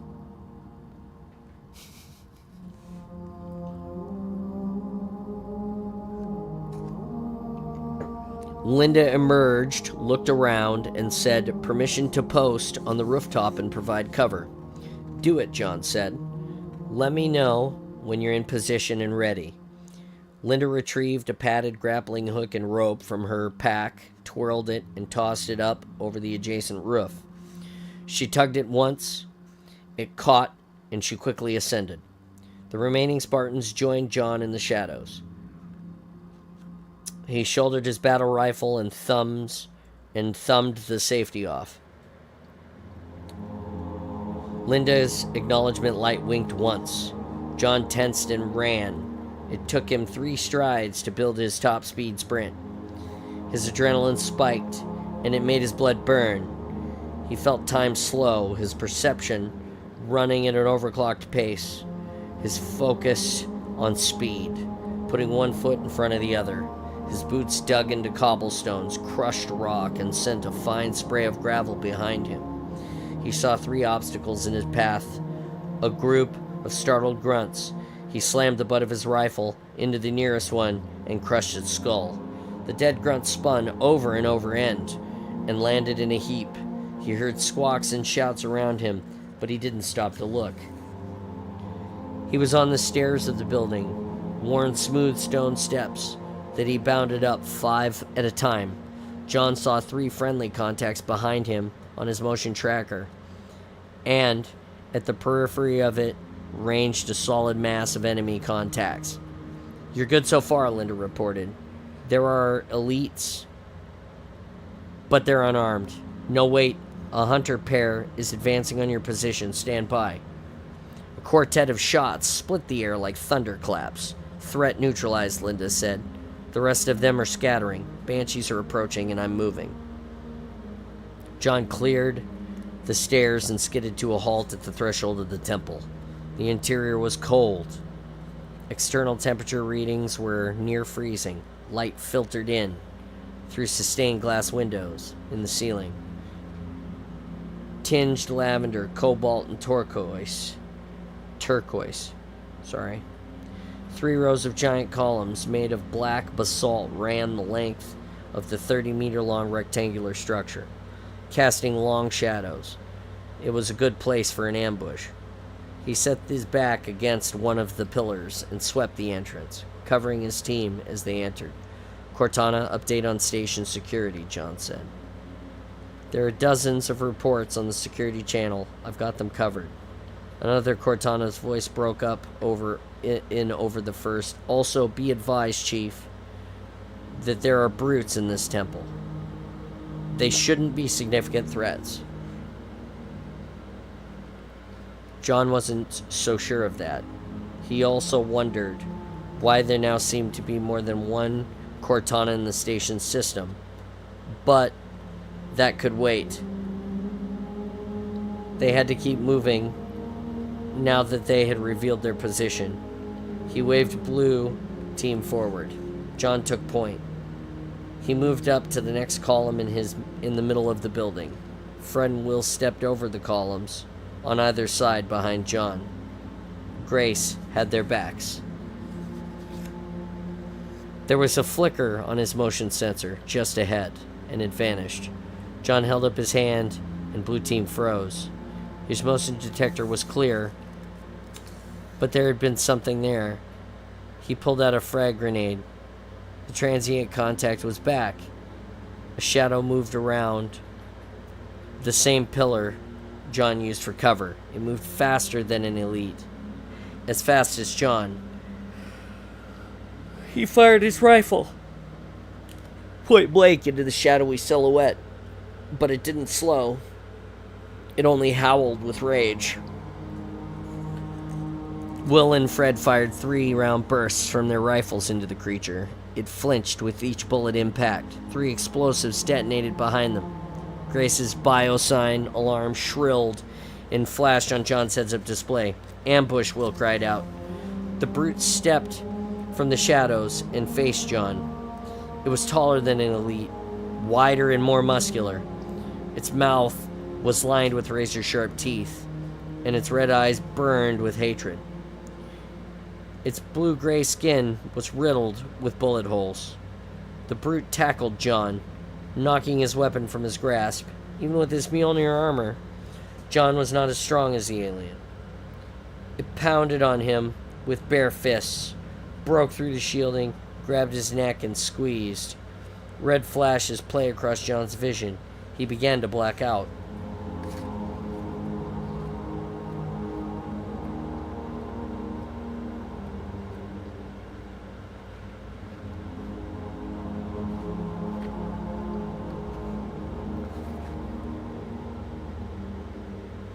Wow, 11:43 already.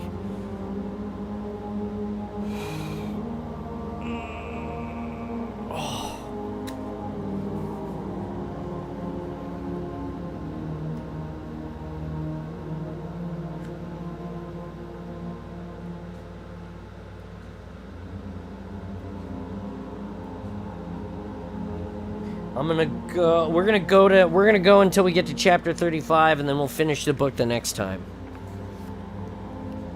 Chapter 34. 1751 hours, September 13, 2552, revised date, military calendar, aboard Covenant Battle Station, Unyielding Hierophant. John struggled and tried to pry the hands from his throat.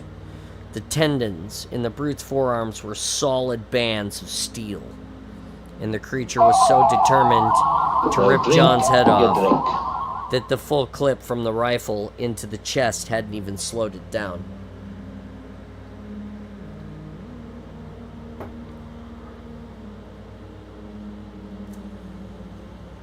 Behind him, John felt another explosion thunder through the stone floor, followed by the staccato rattle of a rifle fire. Blue Team was busy with another threat. He was on his own. John blinked, the darkness dimming the edge of his vision would not clear. John watched his shield bar flicker and sluggishly recharge.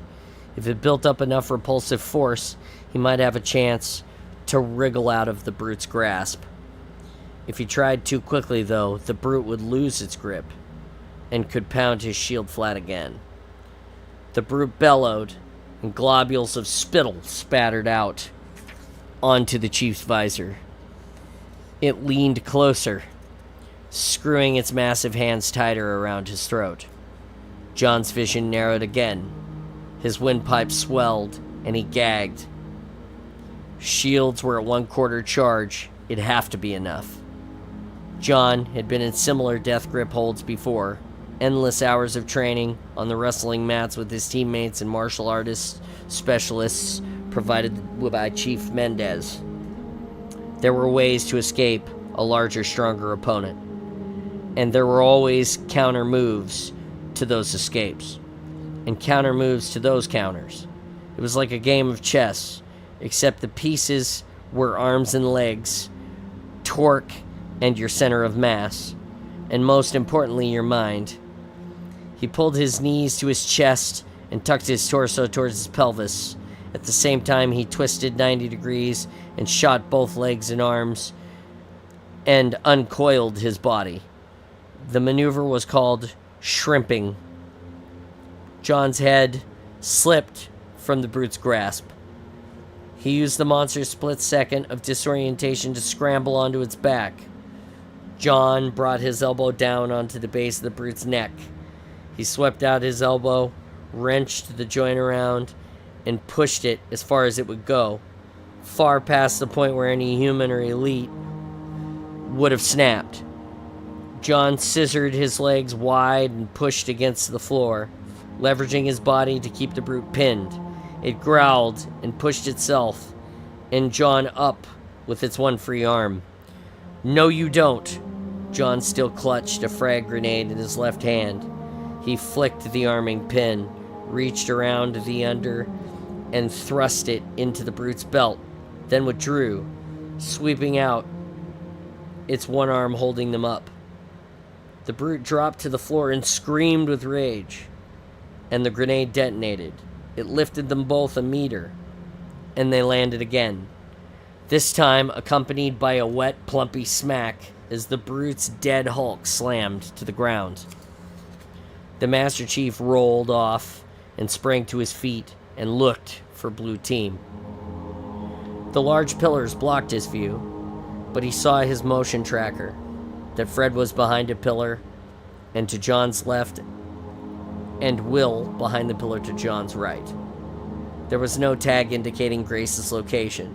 There were, however, blurry motion contacts beyond the wide-arced entrance of the temple. And there was one other thing. Neither Will nor Fred checked John's status over the comm. That silence meant trouble. John fumbled for his fiber optic probe, but it had been lost in the scuffle with the brute. He eased around the basalt pillar. Grace lay face first on the floor, 5 meters from the temple entrance. A puddle of hydrostatic gel and blood spread across the floor. John clicked the comm once, a status query. The instant he did this, 2 brutes wheeled from their cover on either side of the entrance archway. They held weapons with large caliber muzzles and padded stocks, fixed with razor-edged blades. One of the brutes saw John, aimed, and fired. John darted back behind the basalt pillar. He saw the flash and thunder of grenade launched from the weapons, heard 2 more rounds fire immediately after that. The first grenade impacted on the opposite side of the pillar and exploded. The overpressure rattled his teeth. The chief turned and dived, hoping to get behind the second stone column before the second and third grenades impacted and detonated the pillar he had stood behind, and split seconds before the solid stone crumbled into fist-sized chunks. He skidded and scrambled for cover as the upper part of that column collapsed, raining stones that shattered to the floor and would have crushed him. So much for engaging these brutes in a direct assault. John was not up for another round of wrestling either. Not with the clock ticking. Not with every Covenant on this station about to tear them to pieces. Complicating all of this was the enemy's apparent ability to locate them when they used the comm. That only left one tactical option: run. He wasn't going to leave Grace behind, though. Not until he knew for certain she was dead. He removed his backpack and took out one of the 2 Lotus anti-tank mines. The disc was a 1/4 meter across, with spikes set along the rim to stabilize it when it's buried. He set the detonator selector to countdown mode, 7 seconds. He then slid around the edge of the column and threw the mine with a flick of his wrist. It spun in a wide arc. The temple hall had embedded into the wall. It spun in a wide arc across the temple hall and embedded into the wall just over the entrance archway. 2 seconds until it blew. John clicked his comm and said, "Fire in the hole." The brutes again wheeled around from their cover and leveled their deadly grenade launchers. The Lotus mine detonated. It was a flash and an instant of fire. The temple opening and brutes vanished, replaced by a cloud of dust and a cascade of stones that fell from the ceiling. One gray arm remained exposed under the rubber, still flexing. John moved up. The entrance was sealed. They were safe for a few seconds. He kneeled now next to Grace. Her bioscience had flatlined. He tried to roll her upright, but there was no need. The detonations he had heard while wrestling the first brute had been 3 of their high-velocity grenades, which had blown Grace's midsection completely apart. Fred and Will emerged from cover. John looked at them and shook his head. John opened the tiny access panel on Grace's armor power pack and entered the fail-safe code. They still had a mission to finish, which meant they couldn't carry her out. It would slow them down too much. They wouldn't be leaving her for the Covenant either, though. Her armor's tiny fusion reactor would overload and burn everything within a 10-meter radius. Grace's funeral pyre.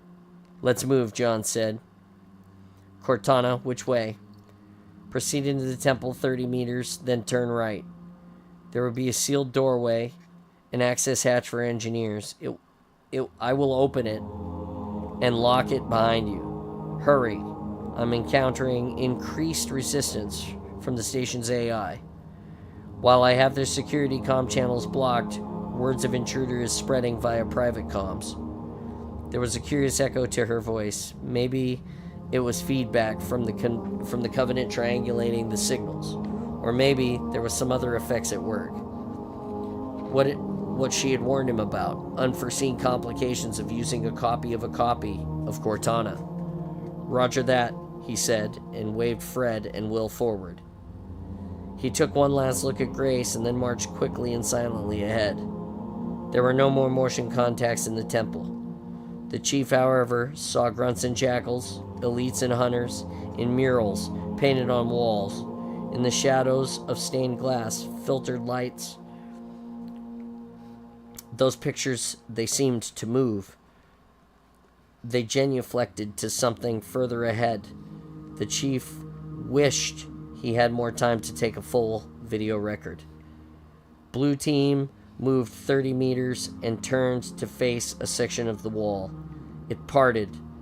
The passage could fit 2 engineers inside, side by side. But John had to crouch to turn sideways to pass. Will and Fred followed. Cortana sealed the doors behind them. They continued until the narrow passage turned 90 degrees and dropped straight down.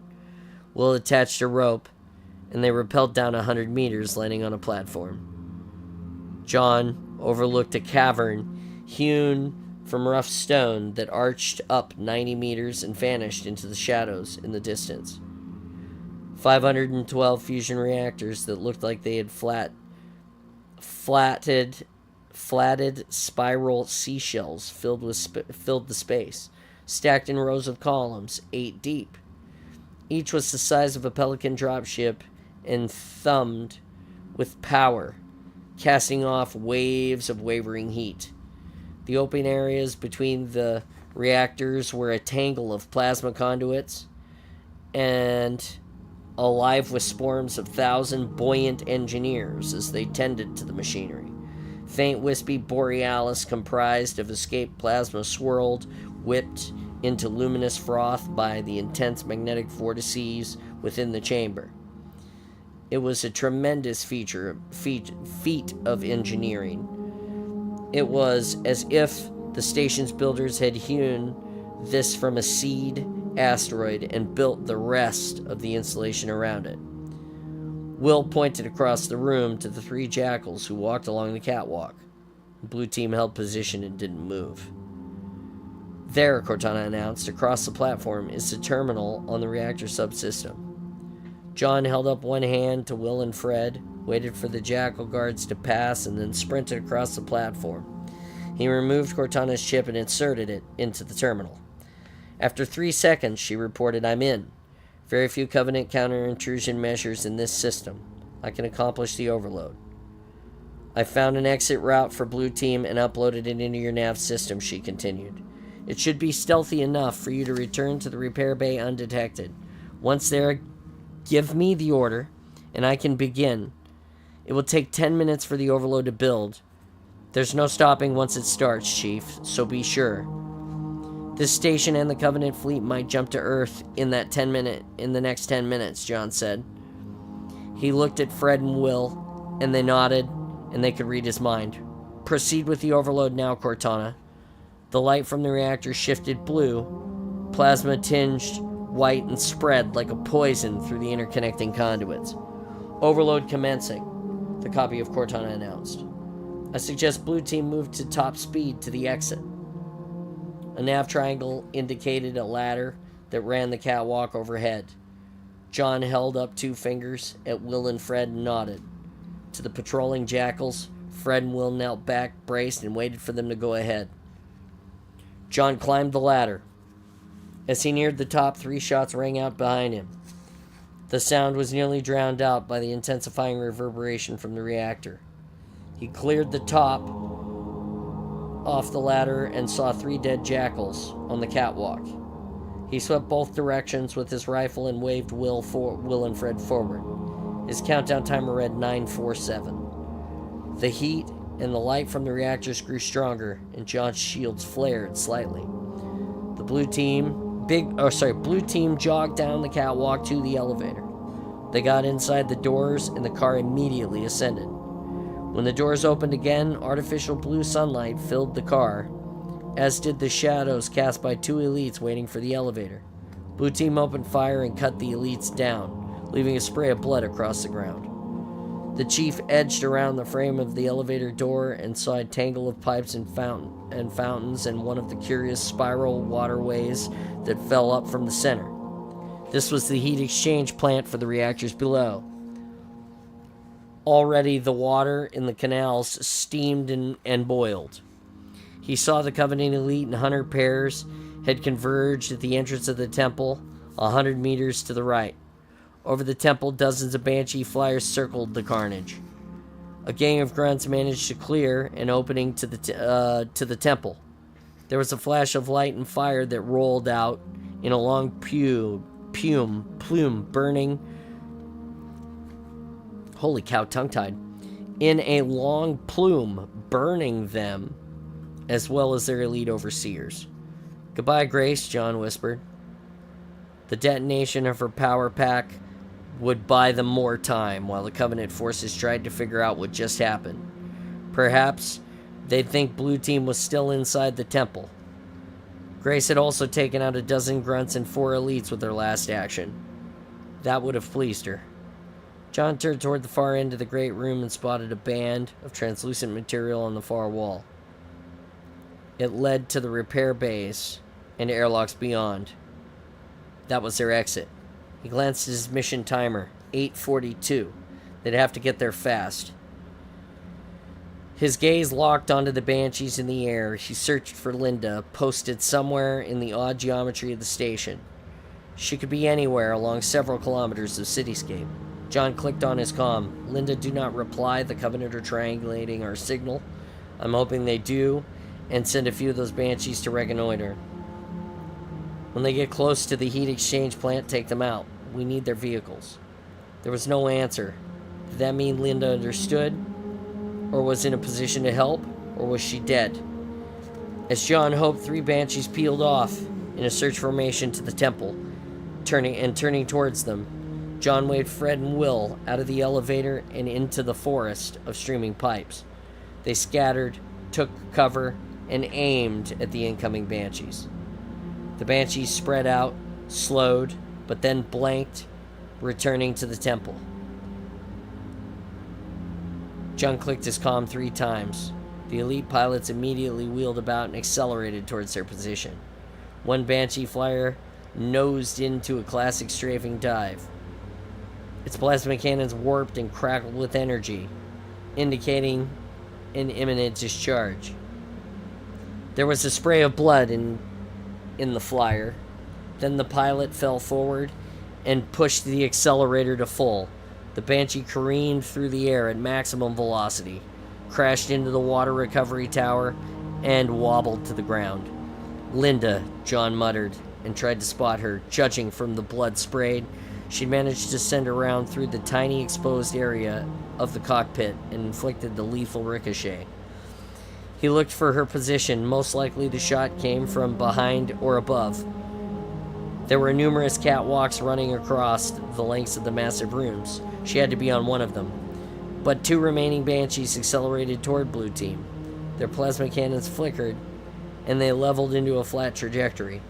John, Fred, and Will raised their rifles. There was a muted crack of a sniper rifle, and another Banshee drifted to the ground, its pilot felled by Linda's uncanny skills.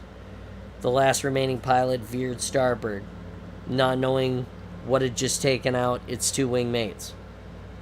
Only that it had to get out of the area if it was going to live. In the tightest of arcs of its curve, the craft slowed.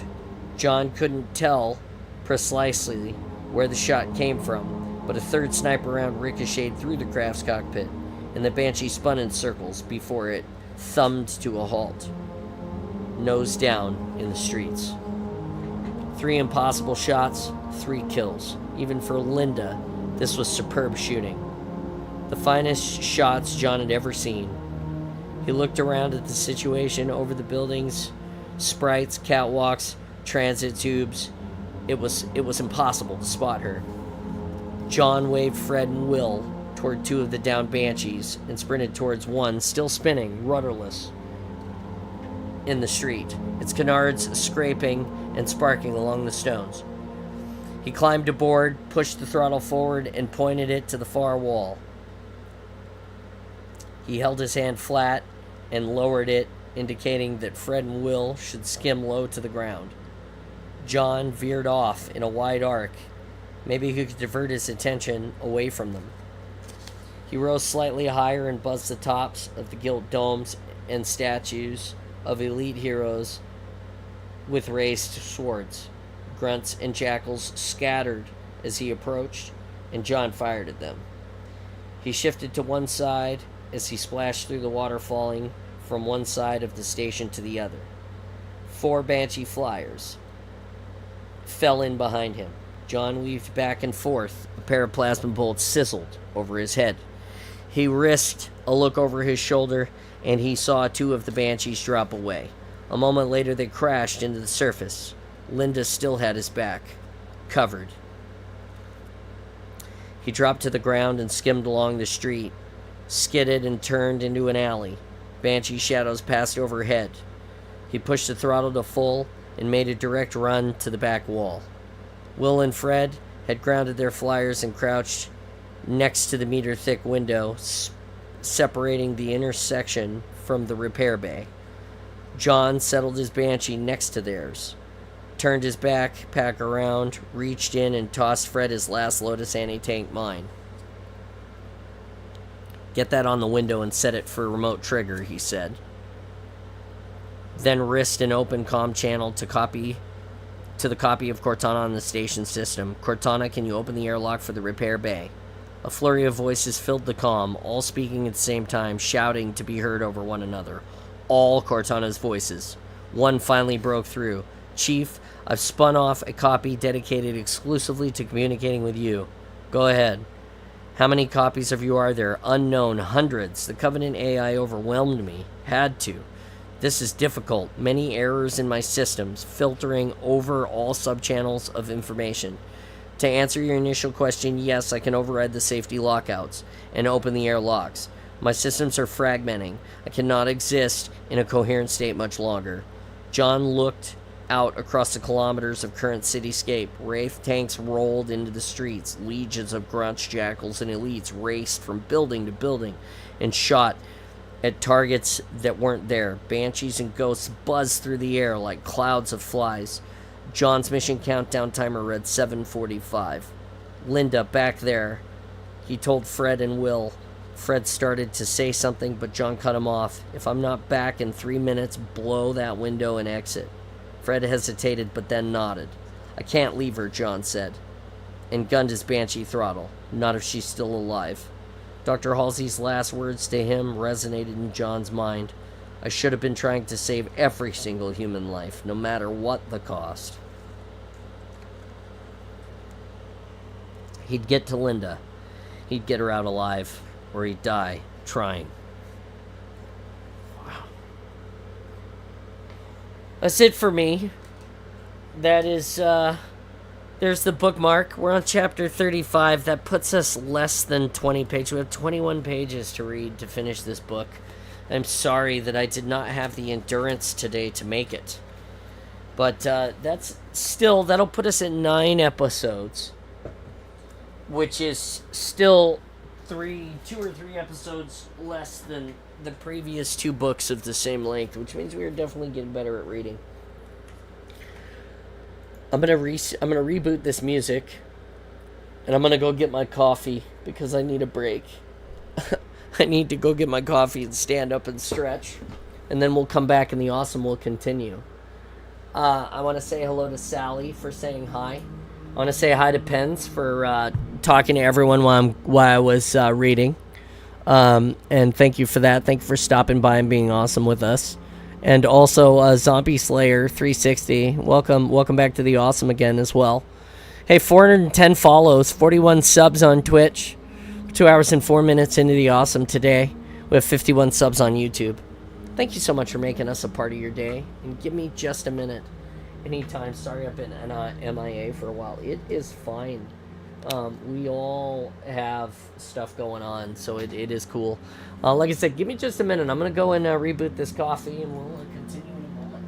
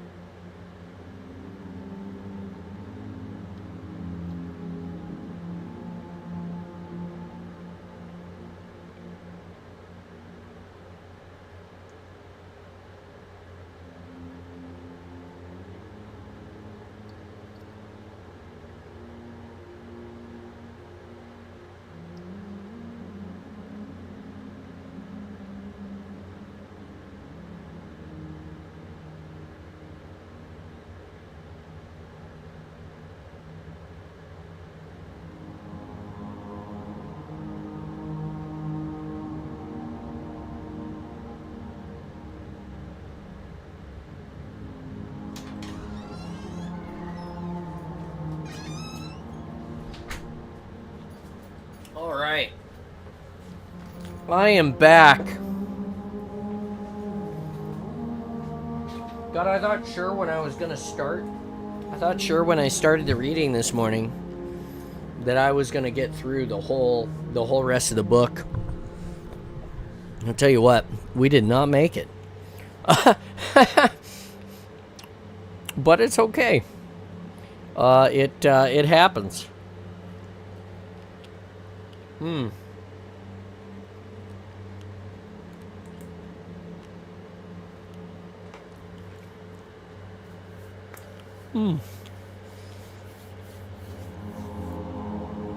Strawberries. So good.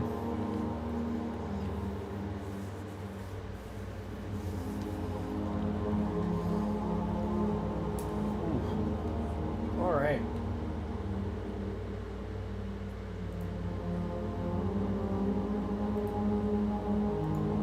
Sorry, just changing gears here. We're now in the launch bay on Twitch, on Discord. The launch bay is the open bay that you guys can come and hang out. So if you're part of the Discord already, or if you're not, you did fine. Thank you. Golly, there were a couple of really cumbersome sentences today. Like I'm like blazing through the book, and I'm feeling really good, and then it's like all of a sudden there's like this sentence with like big words, like out of nowhere. It's like the writer is like, "Hey, I'm gonna write you a book that a fourth grader can read," and then right in the middle of a paragraph, I'm gonna dump on you the preamble of the Constitution of the United States. Like, excuse me? It's not really like that, but sometimes it feels like that. And I just get all tongue twisted. Or occasionally there's a Shatner comma in there. It's like, he did, comma, all of the things that he wanted to do today, comma, except, comma. And you're like, why are there 15 commas in this? You know what I'm saying. Anyway.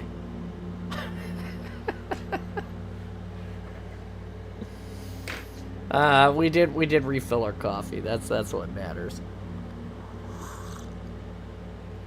Hey, I see you talking in the fitness center in the Discord pens where all these journals, a ton of really technical terms that I stumble on all the time.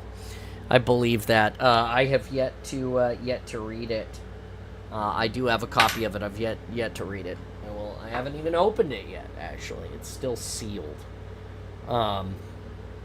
But oh shit! For everybody that's stopping by and checking in with us the first time, I need to do some house cleaning here. Here's OST. OST. In case you're wondering what we're listening to today. Behind the reading, we always listen to Ambient Wonders on YouTube. Ambient Wonders is powered by Installation 00. It's one of his alternate channels that he uses. You can go to Ambient Wonders on YouTube and you can listen to all of the great things. I listened to this one. This is my favorite song that he has on his Ambient Wonders channel right now, because it's good to read over the top of. It's good for doing art. It's good for studying. It's good for, you could put this on in the sauna. In the bathroom, you got a shower. The shower is hot. You got your RGB shower light in there, so it's like glowing all the colors of the Cyberpunk Night City, which is what I do. And then you play something like this on there, and you just sit there in the hot water, and the hot water's just hitting you, and you're like, it's so good. You lose track of time. Sometimes you take a nap. Hopefully you don't drown. I'm just saying, Ambient Wonders is good for anything you want to use it for, and you can go find it at that link. Just saying. Don't drown in the shower. It's not good.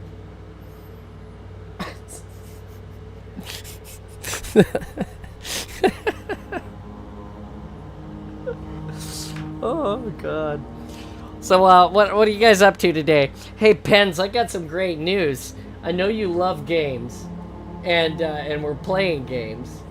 And I wanted to tell you, drowning in the shower is bad. Well, not only is it bad, but it might be really difficult because you'd have to sleep upside down, wouldn't you? To drown in the shower? Or I guess you'd have to set the plug in the tub to just collect all the water so that there'd be enough water to drown in the shower. Anyway, don't drown in the shower. Back to the other thought. So we found, and we played it the last several streams at the end. We've played, and I'll probably do it again today, depending on what's going on. But we found that you can now stream NHL 24 from the cloud on the Xbox Ultimate Game Pass and play it on your PC. So once we found that out, we also found out that you can play your friends head-to-head through the cloud on the PC.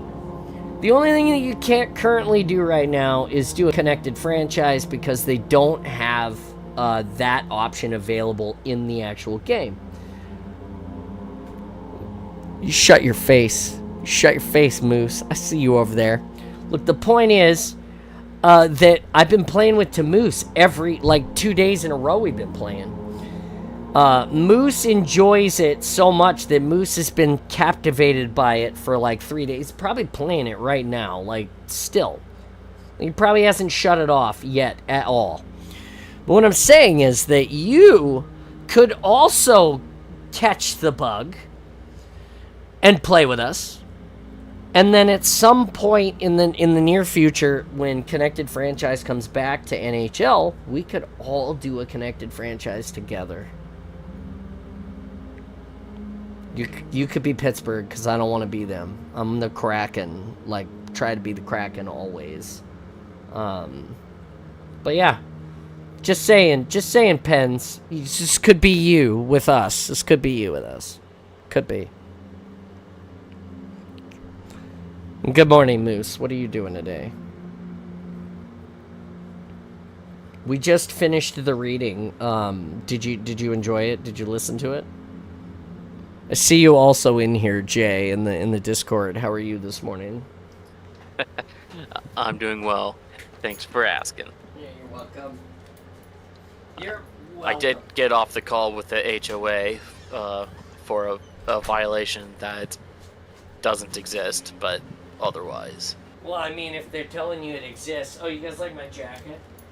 No, the violation itself, type of thing, does exist, but they are they're coming by later today to relook at my lawn to see that it is in fact not overgrown. Are you kidding me? They're like policing you for not mowing your yard? I mow my yard every 2 weeks, and that's because I don't like doing it. I slowly have been replacing my grass with moss and clovers, and half of the lawn is fully subsumed by them. But it's gonna be a couple more summers before that's fully done. And once that's done, no more mowing at all, because I don't like grass. I don't like dealing with it. All right, that's fair. I don't see why people like grass. It's just another green weed, which is fine. I love grass. If that's what you want. I mean, I'm fine with other people liking it. I just don't understand it. Well, I'm a golfer, so it's kind of be like that. Fair. Kind of be like that. Well, isn't the grass that they put on golf courses like a specific kind that doesn't even have the ability to grow past, I think, an inch or two? No, that's not true at all. They every morning a man cultivates that grass. There's a greenskeeper that goes and they cut the grass and they water the grass. What I love about the golf courses is that the golf courses are they're cultivated always. It's look, if you to answer the question, Sashi, NHL is the National Hockey League. So it's basically Canadians with sticks hitting a puck, basically. I mean, there are Americans that play too, and the Russians play, anyway. He's got that V2. Grass is fine to look at when you have to mow it, take care of it. It becomes less fun, especially when you have to mow a half acre that is a slope. Okay, yeah, so I agree with all of these statements. However, the best part about golf, check this out. The best part about golf is, I love golfing and I love golf courses. You can go enjoy the grass at a golf course for free. You don't have to golf. You could just go walk the cart path. They're not going to kick you off. Are they? You literally go enjoy people nature. To go touch grass. Go touch grass. Go do it. I love grass, including you, Jay. You should embrace the grass more. But no, seriously, a man literally they cultivate that grass every single day. The greenskeepers out there, there's a bunch of maintenance that goes on to keep those golf courses looking nice. Especially considering that assholes like me go out there with my wedges and just chew up the fairway all damn day. Like, I try not to take a divot when I hit a golf ball, but my friends, for some reason, no, that's terrible. For my friends, they don't. Sometimes they just whole big old chunk of grass just gone right there, and you go pick up the divot and you go, kick it back down where it was, and you spray the sand and the grass seed over it, and hope to God that it grows back. And usually it does, but yeah, no, it's there are different varieties of grass that they use at golf courses depending on where you are in the world. What kind of grass grows the most efficiently or is the hardiest, but for the most part, it's all real grass. Grass will continue to grow if you don't cut it. Always. So. Yeah, I do other things with my yard. Grass is not something I need. Right now, I've slowly, other than replacing the grass, I'm trying to slowly get rid of all the lava rock sections that the previous owners set up. Because I don't like having to get a bunch of poison every year to keep weeds out of there. So I'm not quite certain what I'm gonna do overall, but what I have been doing is just putting in, whenever I had the money, I just removed a section of lava rock, and I would just put in regular soil and just put whatever I like, a couple plants or whatnot, just to not be completely empty. But otherwise, I don't know what I'm doing with it yet. But it's easier to maintain without the lava rocks, mainly because poison is so expensive.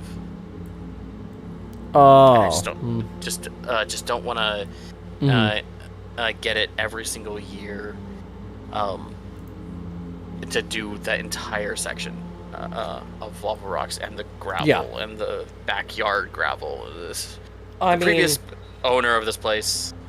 I mean, I guess I understand what you're saying, but for everybody that's part of the Awesome and knows what's going on here, you gotta check the Discord, of course. But you can go to the Botany Bay and you can see all of the stuff that he's sort of complaining about is all the stuff that we enjoy doing, and we post pictures of that all the time, pulling out blackberries, planting grass, gardening, growing food. We do all of that. Come check it out. It's awesome.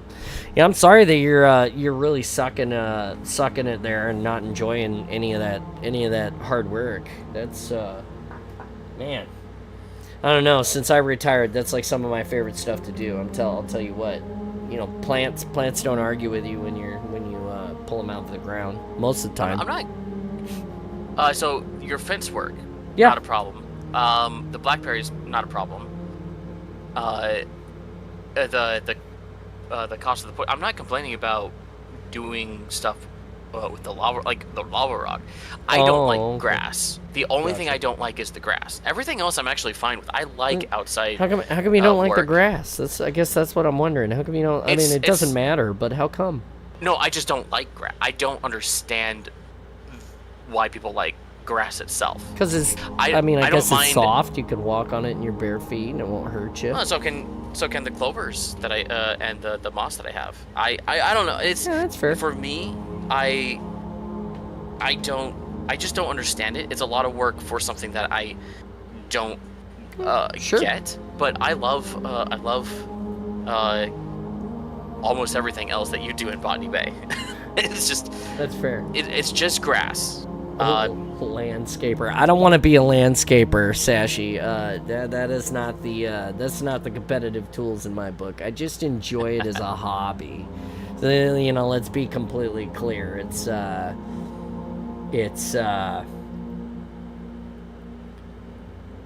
nice to lord over my own space and continue to make it better and better. Someday I aspire to have a putting green in my backyard, something that I can chip and putt on every day, touch a golf ball 1,000 times a day is what Tiger Woods says. I want, to be great.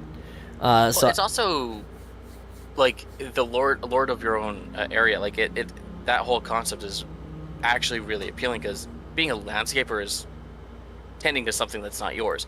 But when you are essentially terraforming your own area, it's all yours. It's you're turning something raw into a cultivation that is for your enjoyment. Oh, yeah. And that's why I have no problem with anyone else liking grass, because it's your yard, not mine. I like my Right. I like my rosemary. I like my my onions that I never put there, but the previous owner put them there, and they're awesome. I would have never thought about planting like real onions, but hey, they apparently grow well. I like my rhubarb that I have. The two things of rhubarb. It is so great. Rhubarb. I like the cucumbers that I sometimes successfully grow.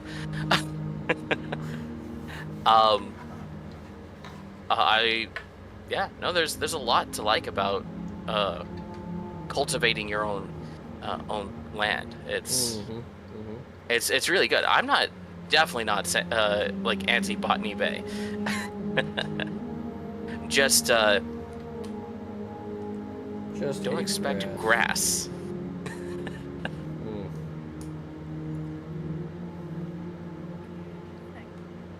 Good evening. Is that a Lauren? It is. Holy cow! What's up? Hi. How are you? I'm okay, I'm fine. I'm just finished my work for today. So I'm here if you need a third person. A lady, a man, something, whatever, to smash some other people in Halo Infinite. I'm down to play. Boy, I'm glad we got that out of the way. That was a joke. You know, if you need a third person to smash. Yeah. Oh, I'm down for it. You want to get your wife and make it a 4? Oh, no! Woo! Woo! Well, for adding partners, then add my own. Could end up having a 5. What kind of Nope. How far are we gonna go with this? Nope. Should you call Mike? Jesus. Poor Mike. Shout out to Foam Forge Cosplay. He is sick. I guess he's got the sick going on right now. He's not feeling good. I hope he feels better. The forbidden disease of a couple of years ago is making a resurgence. So. Yeah. Our current sitting president, was tested positive for COVID. I've seen that this morning. Yeah, it's I hope he is okay. It does not do great things to the elderly. I'm concerned. I mean, I see it as a good opportunity for him to take a break, right? And for his PR team to take a break, and for the Democrats to have a little bit of time. Yeah, to find somebody that is to be a front man, right? Even if it's just for a little bit, or to test people out to see who could potentially take his place. It's probably too late, right? But on a political level, it's a good way to get a break. Me and my partner were discussing. I love rhubarb. That's funny. Rhubarb is the best.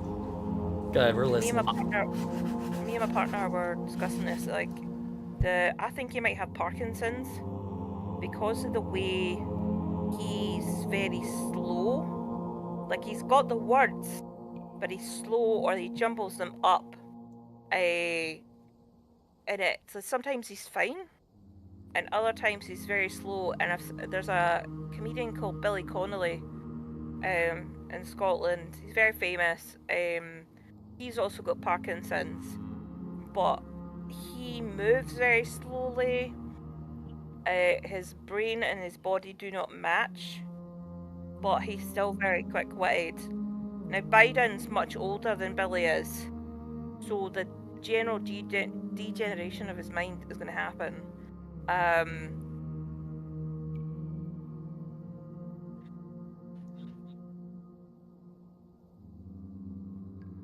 Exactly. I mean, I think the Democrats have done a disservice by not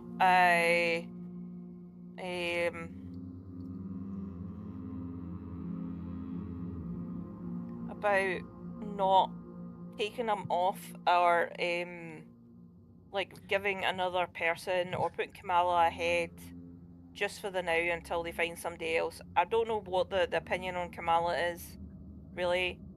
But even if just for the now she takes over his duties and just does the job until like the elections are done or whatever, then cool. But I totally wholeheartedly agree. You've got a couple of old crappers in the pipeline, and nobody needs that. The problem is that the average age is like 65 in all of Congress, and the presidency obviously is much worse now on the like how higher age. It's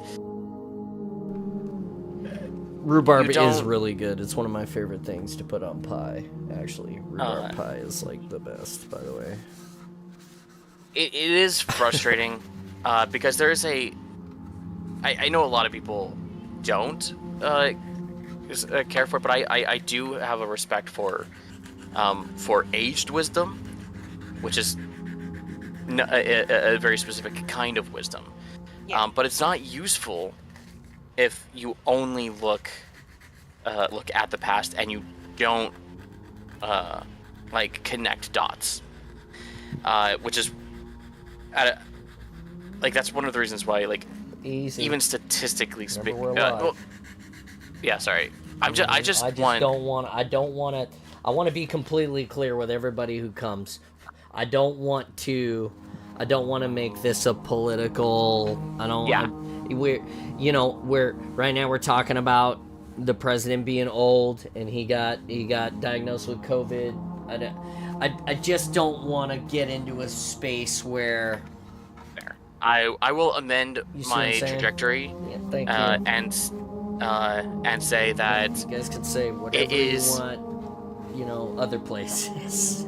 That's fair. I will amend my trajectory to be about the COVID itself. Thanks. Is that it is true that there's a lot of people that are susceptible to it in the worst ways, and I would like everyone to be safe. My concern is because he's an old guy. Like, it's not, this is not political at all. This is 100%. Yeah, you're concerned for him. He is my president currently, regardless of how I feel about this. And my president is already old as balls. Yep. So, with my aged president, who, my Roomba for a president, he can't. COVID kills people of his demographic, right? Is what we're saying. He's 81, right? Yeah, and I believe he's 81. Yeah, I just looked it up. And so this is what I'm concerned about. It's like this man is supposed to be out talking to his constituency. He's supposed to be campaigning. He's supposed to be talking to us about the things that are important to us that he is apparently going, that he's supposed to be caring to fix. Now, whether any of that, once again, we're not getting political, he can't do that. He can't do that because he's old, and now he can't do that because he's sick. And if he survives this, he's going to be at an even higher risk then, which means that he won't, how does your public-facing politician be public-facing if he can't go out into the world? He'll be worn out as well, because it's going to take a hit to his immune system. Like, no amount of, vitamins and stuff like that is going to bring that back. No, I'm just worried, yeah. What type he gets as well. And on the political matter, I'm only really talking about it because I'm Scottish and I'm outside, and I like to kind of check in with my American friends. Oh, yeah. And I'll 100% will talk to you about it. I just don't want to put it on. Oh, it's fine. Yeah. I can't even remember how we got onto this fucking topic either. Oh, no, because Mike's sick. Mike is sick. That's what it is. Mike is sick, and then we mentioned the COVID, and then we ended up with Biden. That's right. And then That's right. Stuff. Right. So I just to circle back, like I hope Mike's fine. And also, this is controversial, right? But I don't like rhubarb. Why don't you like rhubarb? Rhubarb has a lot of vitamins that are helpful for your immune system. Yeah, I don't like the texture. I don't like the taste. It's one of my no-goes for me. Like, even if you put it into like a crumble or a cobbler or whatever you want to call it, I still can't eat it.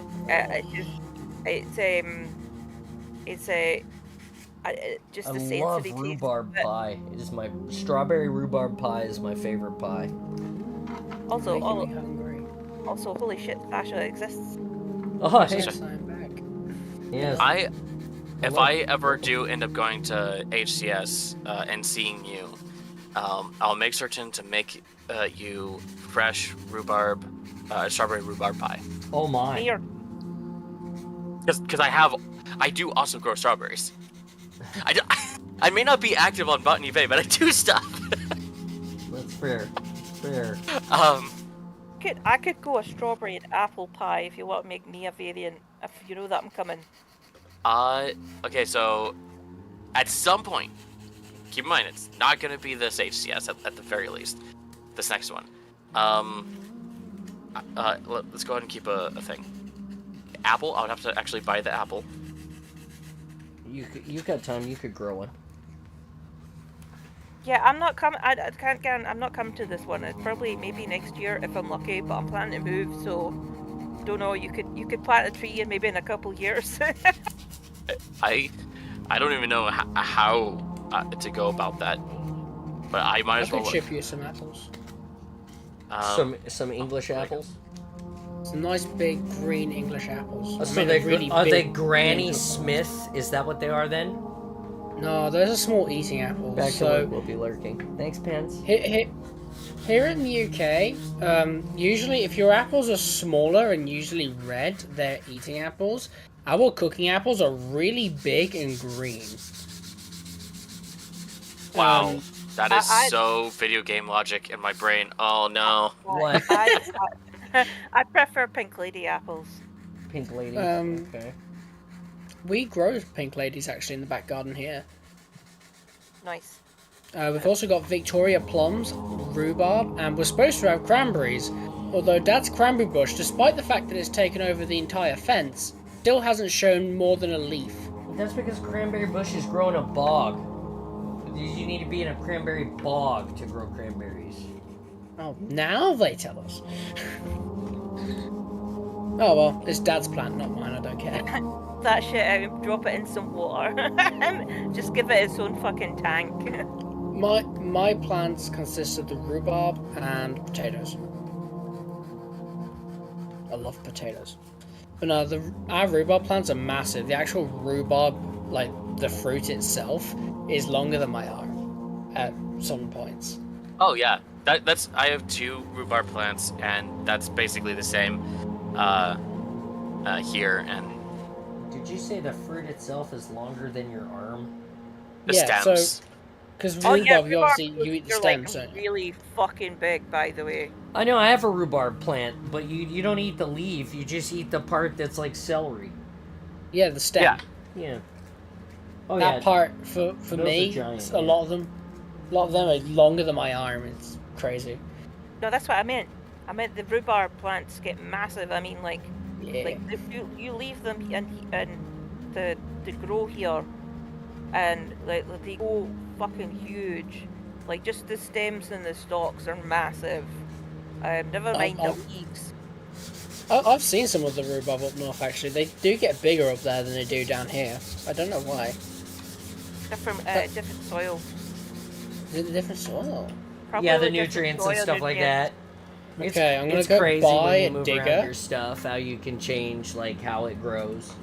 That's why I rotate my crops even through my raised garden beds, because each plant will deplete the soil in a different way. Well, yeah, I know that at least, because that's why the farmers around here grow different crops at different times of the year. Because I live in a rural area, so I see all the farmers and all their work. Well, it's not just different crops at different times of the year. It's literally like if you plant corn in like the right quarter, the right front corner of your property for a year, it's going to take as much of the nitrogen out of the soil as it possibly can. So if you plant corn there again like next year, if you planted corn there again next year, that corn will not grow as well because the soil is depleted. So it's stuff that you have to rotate and read. That's why we bring in soil potting, other soils and fertilizers on top to try to rebuild that. Yeah. It's like a whole thing. I know that. That's why usually, when I'm growing fruits and stuff, usually when I'm repotting, I'll put the used soil into the... when I'm repotting, usually I repot about the same time as I put a new layer on for the potatoes. Mm-hmm. So I put the used soil in with the potatoes because the potatoes deplete in a different way. Right. Trails on your soil, it helps. Mm-hmm. Also, potatoes are crazy.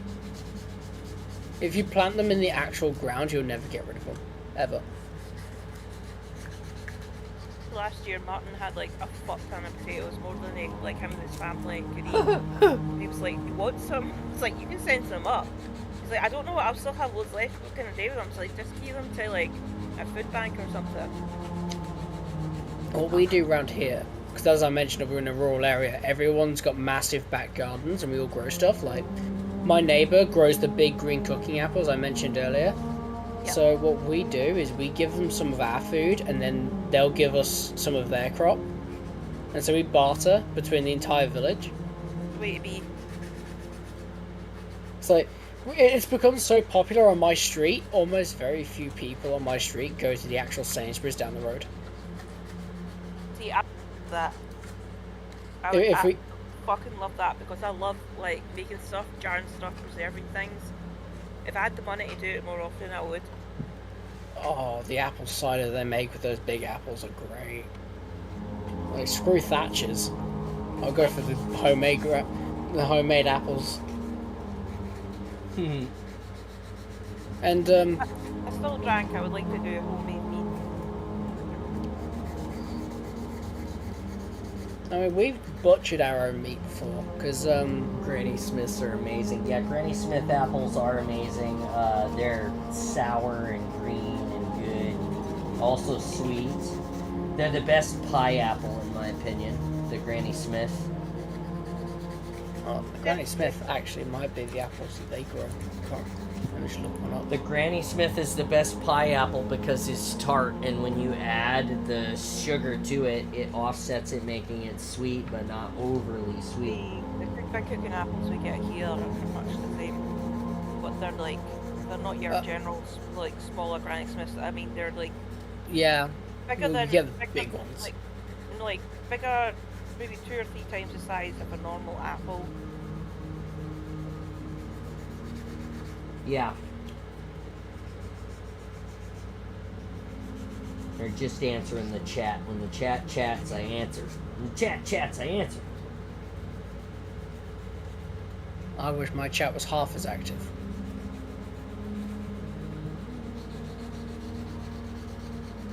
My chat's particularly quiet on weekdays.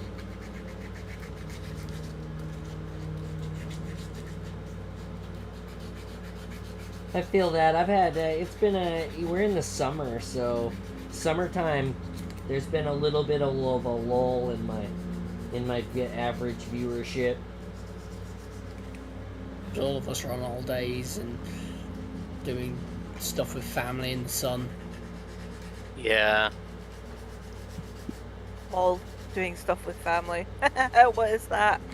Well, that's what most people do. That's not what I'm doing. I go to work, I come home, I stream. Then I go to bed. Then I wake up and I go to work again. Well, at least that's what I would be doing. This week I haven't been doing.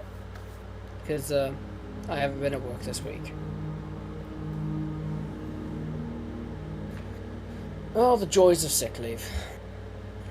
Sick Means leave? I've got tons. What's that? Yeah, I crashed my bike on. I got knocked off my bike on Friday, so I've been on leave because I've got injured back and leg. Oh. Here, I'm standing up and stretching. You can stare at my new helmet. He gets paid for being sick. That's basically what it is. Oh my god, I thought you were about ready to say he gets paid for sex. No. I wish. I know what Night. sick leave actually is. Sorry, yeah. mate. Sick leave does exist here Hello. too. Well, it's more my insurance is paying me, but yeah. Sasha, remind me, what are your pronouns? Because I'm gonna obviously, She, if I've spoken to you for a while, I'm gonna mix. She, She, her, right? So I'm gonna get mixed up. So do forgive me. That's fine. Because I'm used to talk to a room of guys. And me being the only female, but yes. Sorry, I will endeavour to use the correct ones. Honestly, my company works with a bunch of people from Saudi Arabia, so my company's decided just to use my normal pronouns rather than my chosen ones, just so they don't get politically messy. No, Moose, no! I mean, Moose? the Moose? no, I'm not gonna be good with that. Moose is chatting in the chat right now. That's one of the... GTA download. Yeah, so I see. for everybody who's wondering, after the stream today, I'm going to take my usual break for 15 or 20 minutes. And then my ass will arrive in the Discord promptly after that because I have scheduled a community play date for GTA on the console only. So if you have GTA 5 on the console, you can come and play with us in the Discord on the Spartan space. Grand Theft Auto for a couple hours this afternoon after the stream is over. This is an impromptu thing. This is the first time that I've announced it. I will start to utilize the Discord UI to create more play dates to keep you guys more involved. But this is the first time it's been at a request. And I play GTA on the PC, but I also have it on the Xbox, so I figured why not. So that's what I'm going to do. Isn't it crossplay? It is not, which is why I have to play it in the house on the Xbox to play it with some of the community. It used to be at first, but due to the rise of the cursed modders in GTA Online, PC players opted to delete crossplay. Console players opted to kick PC off the crossplay. Because actually, I don't think it ever was for GTA 5. We did some checking into this, and it appears that it was never crossplay at all. They did allow you to migrate your character back and forth between the two systems, but that is also not something that they allow you to do anymore. So, Speaking of games, shall we load into Infinite? I mean, you guys can. Is that what you guys want to watch me play some games? I was sitting here. I was sanding a helmet and just kind of hanging out. So, Well, to be fair, you did change your you do have your stream set to Halo Infinite. oh, I always have it set to Halo Infinite unless I specifically am just chatting, because you guys, Halo Infinite is my people. I'm not cute enough to just chat. Like, if I was just chatting, I'd have like one viewer. I disagree. Halo is my people. That's what I'm saying. No, I'm also very lazy. Again, this is like the front of the house versus the back of the house. You see, when I'm here, I'm the front of the house. When I'm not here, I'm the back of the house. I can't be the back of the house and the front of the house at the same time. Somebody's got to give. Once upon a dream, I will be able to pay people to do this shit for me. Like, there will be like 2 or 3 dudes hiding on the other side of that glass that will like... I'm gonna force you to play Halo with this simple trick. Says it might be done in 2 hours and 11 minutes. Ah! Alright, I see you.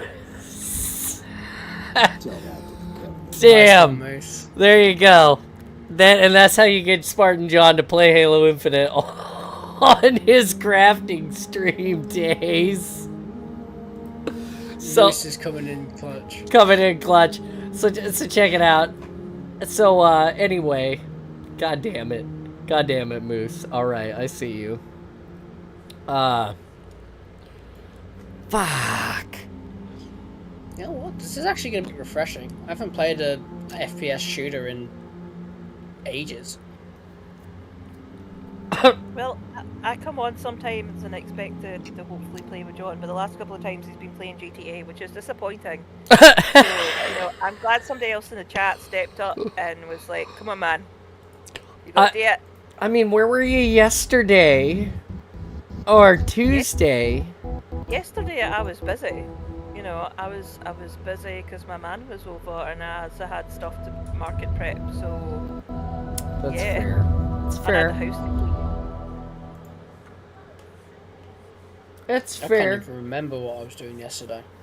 And this morning was driving lessons, more time with my man, lunch, and then more market prep. Gotcha. Oh, I remember what I was doing yesterday. Lots and lots of paperwork. Well, the jacket goes off.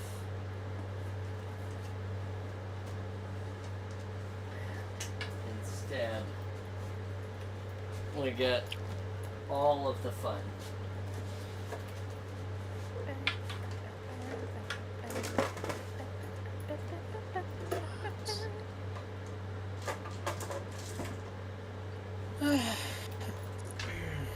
Suddenly, as you come on, multiplayer is unavailable. Please try again later. It always does that. I don't Well, get why. If it Really? decides to be like that, then I'll play hockey with this armor on. No, I'm just kidding. You know what? I want to see that now. Yeah, I want to see John going out playing. Just sit in my chair and play the hockey game with the armor on. That's what I'm saying. Now, get you to an ice rink, give you a hockey puck. Go on, John. Go play some ice hockey in Master Chief armor. That would be. I do. Sights of all. There is a video in the Discord somewhere for you to find of me throwing a baseball with my son in the armor. I'm literally playing catch with my son. It is really hard to throw the baseball with the armor on. It's not easy. So basically, you're practicing throwing the pineapples, yeah? Oh yeah, I guess. Hold on 1 second. I've actually got a broken hockey stick across the room from me from the very first ice hockey match I ever went to. Oh yes. One of the players got so frustrated they smacked the stick against the ice and it just smashed.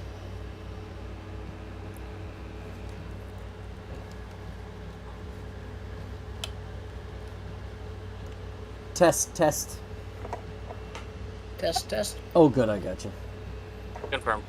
All right. I'm surprised that actually fits over the helmet Yeah. and that you can hear. Yeah, it's because I have microphones in the cheeks on each side of my Mjolnir. And so the microphones are attached to Beats headphones inside of the helmet. Oh, okay. So all of the sound that the sound, it's not great because it's a speaker speaking into a microphone speaking into a speaker. So there is a little bit of fidelity and stuff lost, but it's better than nothing. Yeah. That's right. Are you joining us, Sasha? I will be. Once Halo Infinite has finished loading. Alright. Maybe there. Because- Well, it's had a few updates. It's not updating, it's just opening. I've been keeping everything up to date, but it's now just Hey Moose, Loading you want the page, lights so- on or off? on. I like the lights on. Hmm. Wow, chicka, wow, wow. Yep, it's gonna be one of those streams. Oh boy. You know what? I was about to say my mind needs cleaning, but then you made the bow chicka wow wow, and I was like, okay, apparently my brain isn't the only one that needs cleaning. All right, I'll put them on. My daughter's picked up my dirty mind. Like most of the conversations are her. Are you close, or are we starting without you? Close, I think. Like, give me time. Like, how much time am I waiting? I don't know. I haven't done this in ages. You're welcome to start if you want. Okay. Just play a game and then they can join in when we're done. Perfect. Yeah, that's fine. I just wanted to see because I want to start. We don't want to be sit there for too long before the community gets bored. Yeah.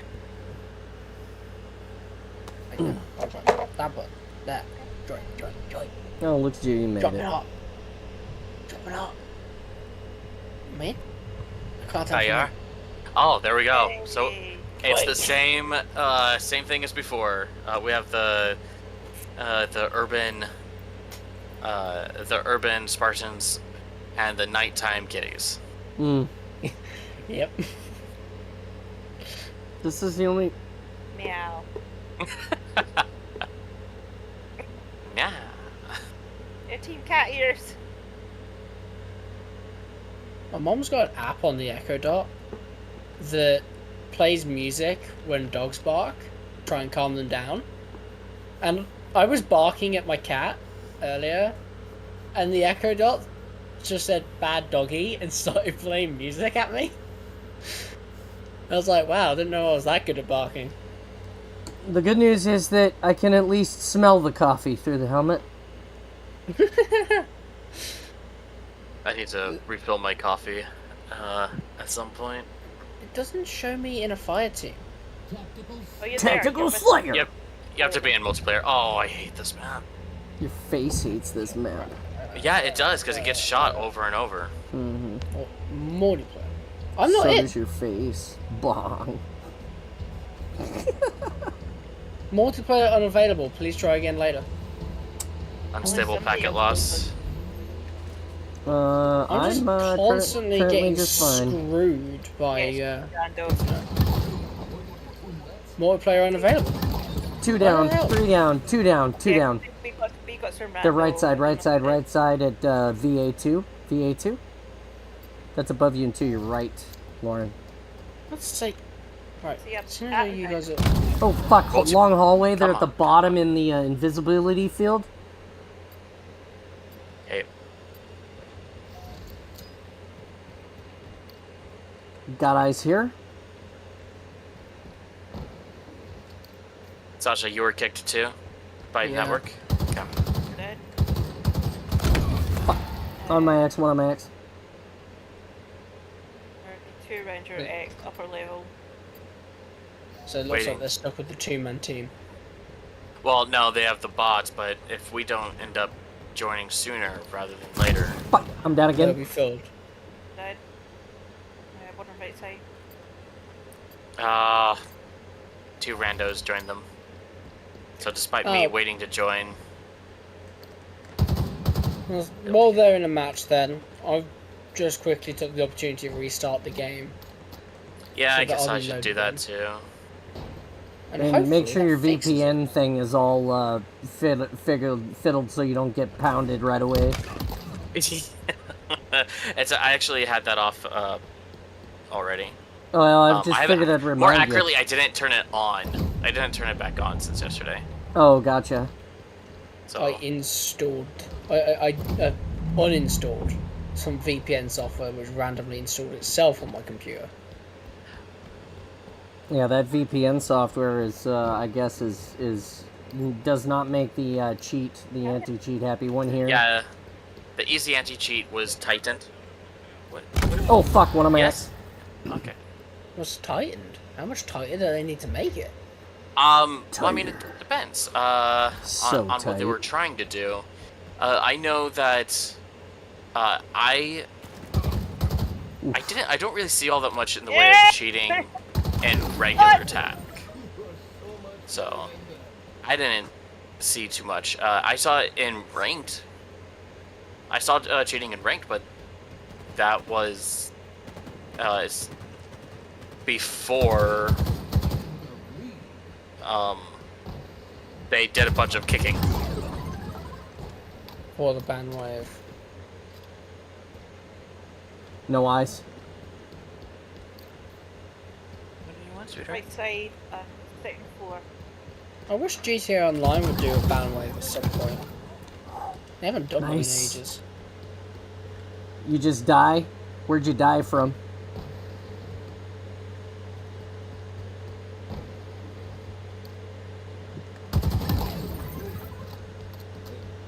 Yes, right. I'm in their party now. So, in the next match, I should be able to drop it. Yeah. This does sadden me, though. It's only one of 2 attack games that John does, and I'm out of it.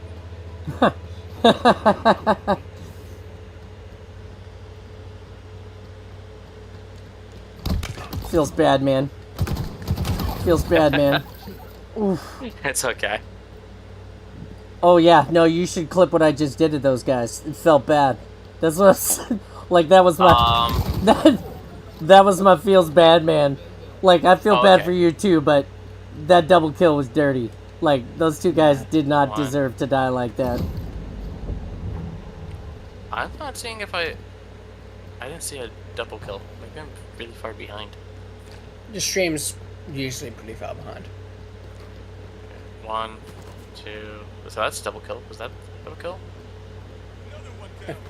It's impossible to tell. Because the Okay, stream... yeah, that was it. Clip.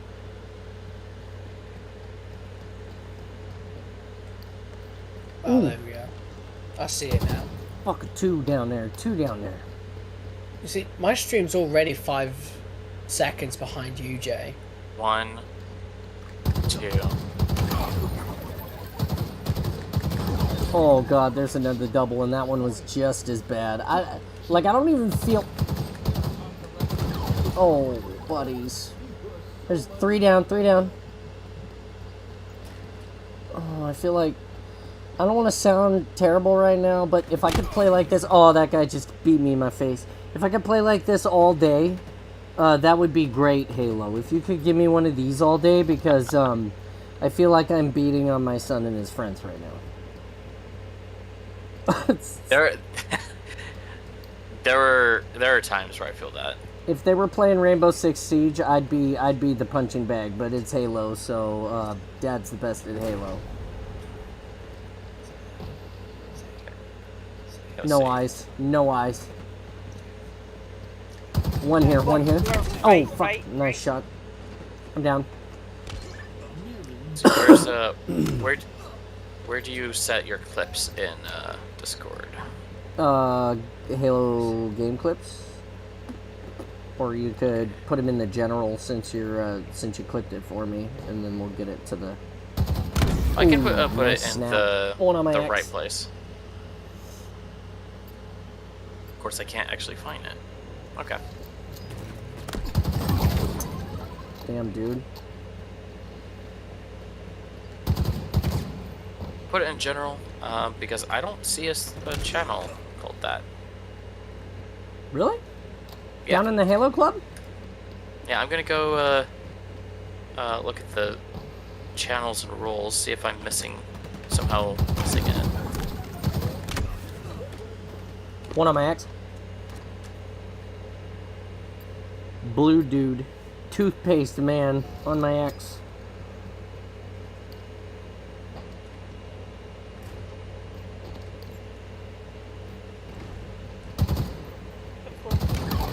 Toothpaste man is dead. What floor? I think he's went to ground. On right side. Yep, I don't have access to it. Oh, okay. That blue guy just face planted the wall. That's funny. There it is. There's the win. We'll take it. General's fine. Just at me in general. It's okay. There you go, Moose. There you go, and we won even. Great. Let's do it. I still one more attack. Can't hear you. Yes, sir? Taking Alright, the helmet yeah. off. Sorry. Warm up. Don't take my my chance. I'll play some husky, Yes. but let me get my The attack. helmet is so it's so cool inside. Like it's not burning up. It took 51 Makes it seconds nice. between John exclaiming at the victory for me to actually see the victory. Yeah. How long did it take? Nearly a minute. Nearly a minute. The stream's behind, yeah. I have to I don't know if it's distance. I have to figure that out. I know that it is on a delay. I do know that it is on a delay. That's normal. Twitch. That's normal. But It's getting long. if it's yeah, I know that I believe that ads. Oh, that's such a satisfying sound, isn't it? I believe the ads like add to the delay as well. I'm not sure. I don't get ads. Okay, then I'm I not. do. Yeah. I that's why I thought I'd mention it, because I mean, it could also just be my internet connection, because my internet connection has been a bit intermittent this evening, so yeah. I just thought I'd mention it just in case. I'm just you glad know I what can might put be the doing. coffee The in my delay face. anywhere between 30 seconds to a minute, depending where you are in the world or what your internet connection's like. That's just a general rule of thumb for Twitch. Mm. 82% to go. No. Plug that joker into the Ethernet direct port injection. Dude, like I said, it took like 3 days for my Xbox One to download and do all the updates. And I'm sure that when I start it back up, it's going to still be like there's another update. I'm very actually scared of that. I should probably go check it now. But dude, my Xbox One is a day one, so it's yeah. It's ancient. It is. It's an ancient. I don't have a series machine because I don't think that Microsoft did a good enough job. I don't think that Microsoft did a good enough job with it. Not that they didn't do a good enough job with the console. They didn't do a good enough job getting us. First Gen 1S. Yeah. They didn't do a good enough job getting it out for us to do like anything. Like. You know, they released a limited number of the Halo edition, and the scalpers got them all. You know, and they didn't support it. And then they limited the production and the ability for everybody else to get the regular ones, even. And then I can get almost everything on the Game Pass Ultimate for free if I pay the subscription. So you wonder why they hurt so bad when it came to console sales the last generation. It's because they did a really piss poor job marketing and getting the consoles into the hands of the players. That's why. It doesn't take a marketing genius to figure it the fuck out. By the time the Xbox One X came out, I'd already switched over to PC. So. Ooh, Bandit. I'll do like a really Bandit. Make sure. I'm going right through the Blamite. They're in mid. They're in mid right now. Saw 2 in mid. No eyes, no eyes now. This map yet. One down. They domed me. 2 down. No eyes. No eyes, eye. Side, left side, left side. I'm back in. Grandma, I'm behind you. Left side, 2 left side. Hello, John. So I'm in generator. I put don't know put if I body know what on him. left side means. He's down. Behind. That's just decoy. He's down. See He's one. down. One at junction. Got one. Here. There's another one. Ooh, behind us, across curve bridge. On my X. Oh, we got two of them. Two here. there, two there. One down. Down. Curve bridge. Aye. Sorry, I don't play this this map enough to have call-outs for it even. Yeah, I don't know what the call outs either. Pink, I'm in pink tunnel right now. Blamite tunnel. I hear you giggling. I hear you giggling. Should I have called it the promised land? Would that have been better? It's a mix of both, actually, to be fair, right? No eyes.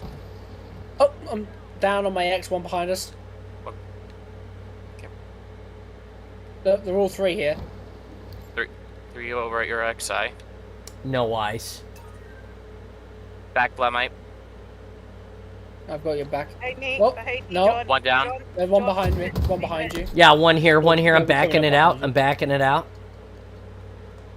He's backed it out. There's two pushing you now. Two pushing. Oh, I'm it's down. Tax Slayer. I don't have shields. Okay. Go on my X.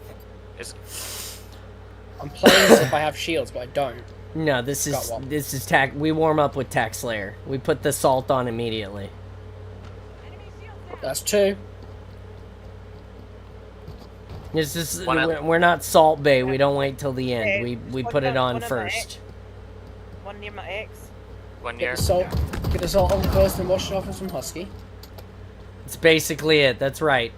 You're down. We salt the meat and then we sear it afterwards. We don't salt it No eyes. after.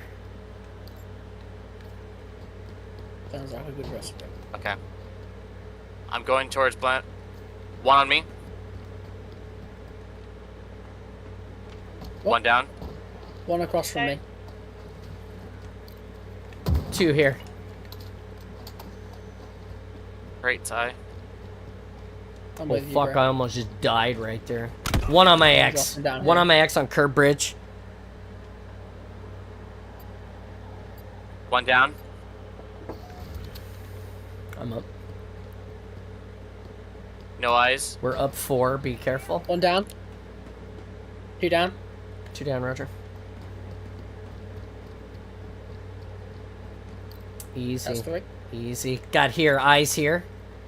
Rotating here. One here. One here. One here. He's down. He's down. There's another one there now.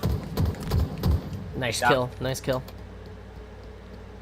Hey, slow down, will you?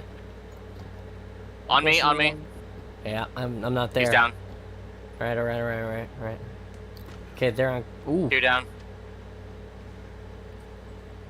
One here. One here. One here. I'm getting shot from He's down. behind us.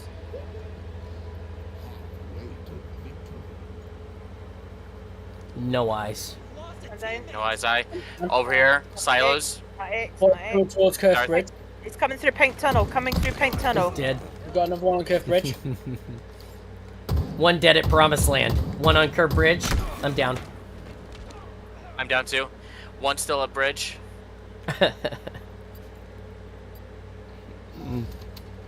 I'm gonna push Pink One- Tunnel.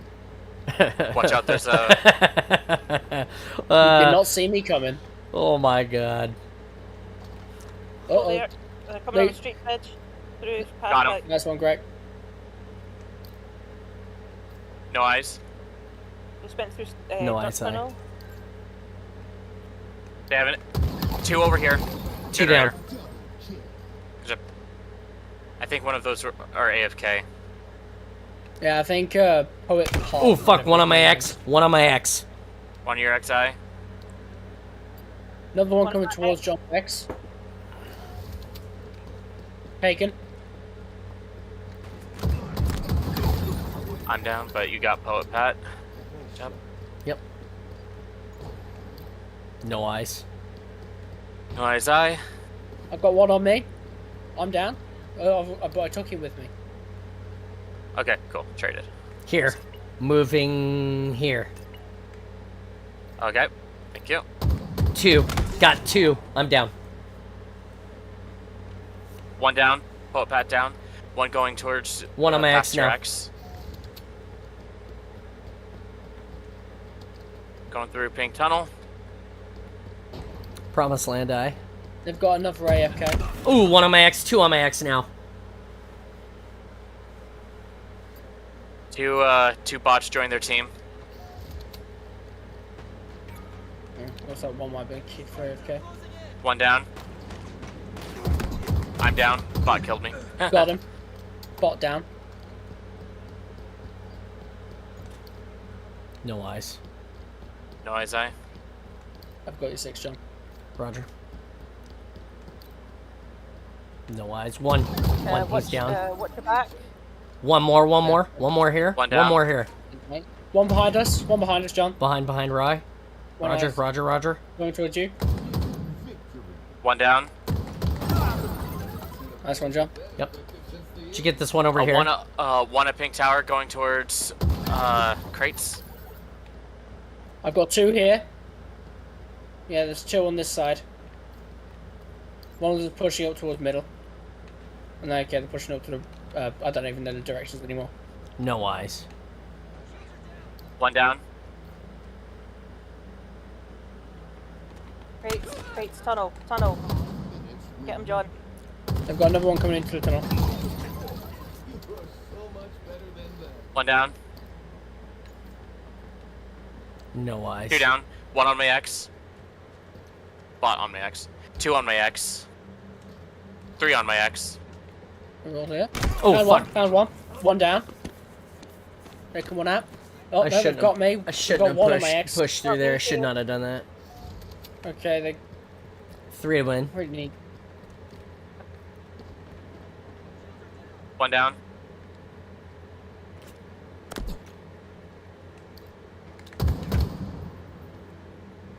I see him behind that. Got him. Another one coming up. I'm down. They're just through there by those crates. Nice one. Nice job. There we go. Good job. Damn, if only we play like that on the rest of the day. I'm saying, maybe we will. Maybe we will. I don't want to say that, otherwise we'll jinx it. Thankfully, there's plenty of wood around me. That's what she said.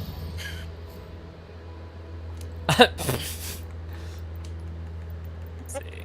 I walked into that one. Yeah. Sometimes walking in the wood is good for your health. So 14, 12, and 1. Less than 50% accuracy. What in the world is this team lineup? Oh god. We're only 661? Oh. In Tax Slayer, am I like... what happened? What? I am too high in the skill rating for you guys. In Tax Slayer specifically. In others others I'm not great, but TAC is the only thing I'm good at in this game. And I normally am around our skill rating is on my teams are usually around 11 to 1400. And collectively we were only 661. And our opponents were 772. So and knowing that I generally am well over 1,000 on my teams, it's I feel bad.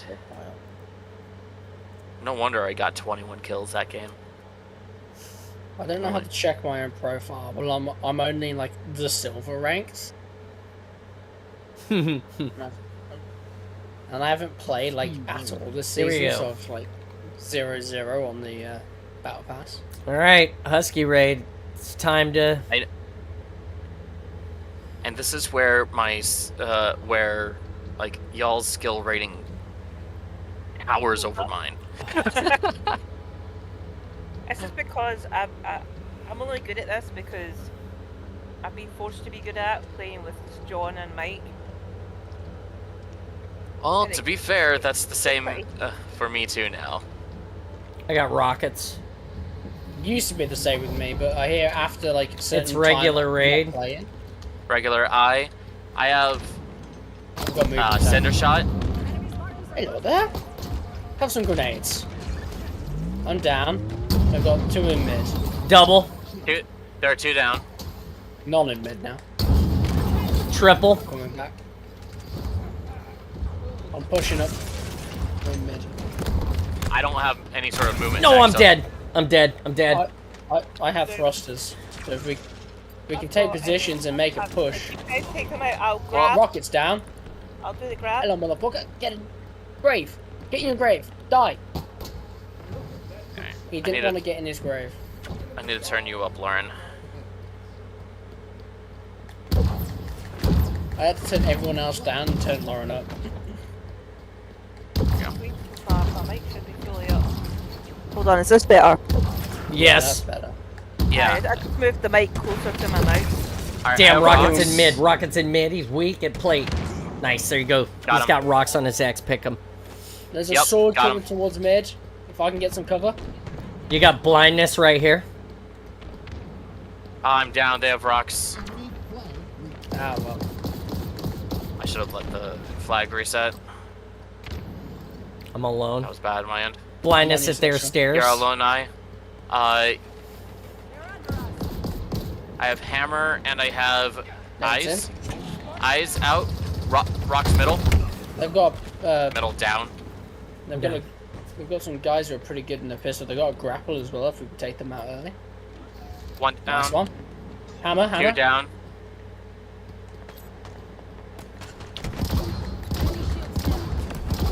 I'm in the house. Going bottom left. I'm down, I'm down. Ooh, sweet One baby down. blade of mine. There's only 20% on the hammer that he took from me. Yeah, he killed me with it. Okay, so it only has 10%, I'm dead. unless it got refilled by another person. I didn't have a Might hammer, have been so me. I don't know. They could have picked up my hammer as well. Oh, that's fair. Ouch. Hammer middle. No. Yeah, he has grapple as well. Be careful. Yeah, fuck. we need to take him out. Hammer and sword coming in the base. I'm There's one dead. in. Flag, flag, flag. Get a I bit- traded with Where's it him at gone? least. I don't know. I can't. I've Sword lost. in base, sword in base, sword in base. We meleeed Jump. him. Jump. Fist versus sword, and we traded. Rocks.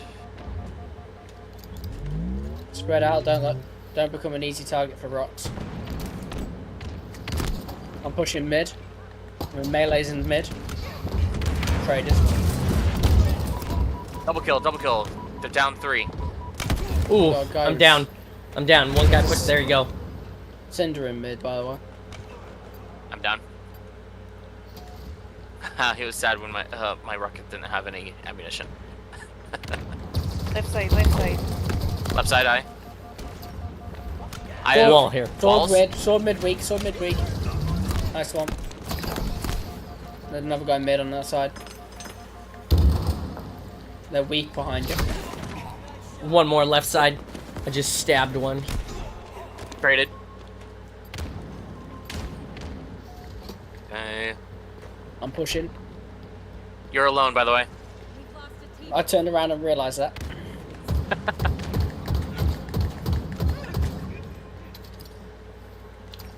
Grenades out left. Grenades out right.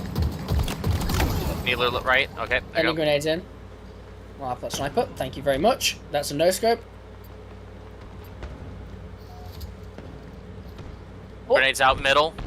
they just Kobe'd a grenade right over that.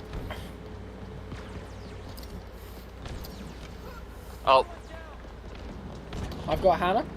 Hammer and a skewer. John, you're alone. Yep.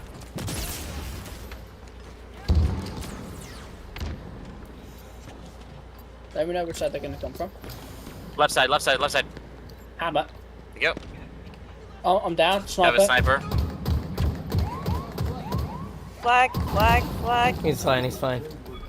Yep. Oh, nice cinder shot. Wow.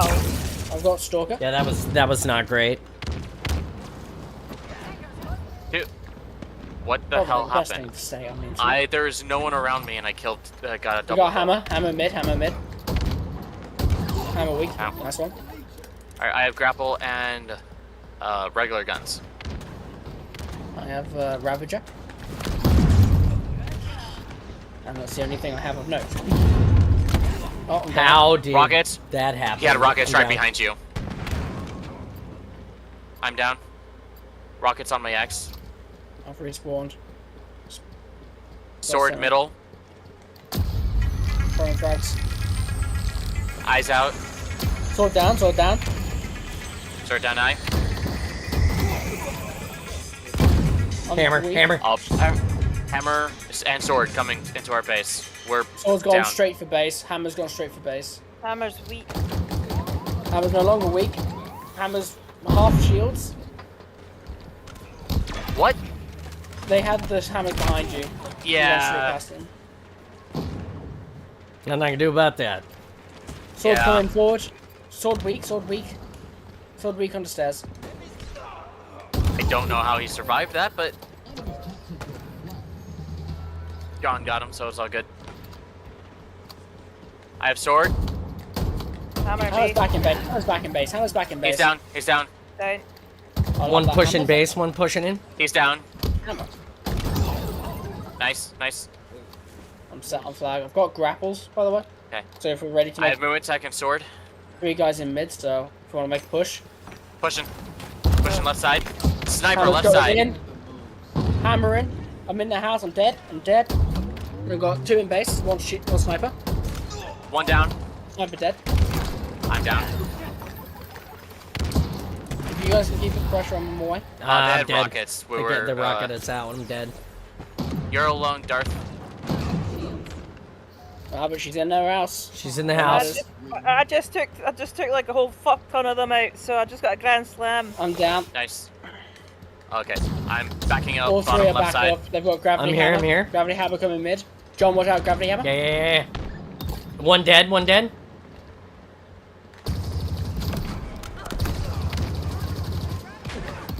I'm down. Rocks See you, coming Gav. right side. We've got 2 Left. rockets and gravity hammer there. Gravity hammer on left. Throwing frags in. I have Hydra skewer I've and killed one of them. I eyes. don't know which one. Eyes Got out. another one down. Sasha, you're alone in there, by the way. Alright, they've got a sword and they've got a sniper. Watch out, the sniper in the blind. 2 snipers in the blind. Gravity hammer in the blind as well. Damn, I'm dead. Sword coming to you. Rocks in there. They're under us. God. Where's that sword? Throwing in. Hammer. Giving them the Yeah. pineapples. I've got gravity hammer coming mid. Sword in mid as well. Sword in mid. Eyes out. Hammer mid. Hammer Gravity mid. hammer's pushing base. Gravity hammer's pushing base. Okay. Where? Lost track. Whoa, really? Sword on my axe. Got it. Okay, base seems clear. Pushing forward. No eyes. Sniper. Grenades I right. love the sword. Hammer. Hammer mid. Hammer mid.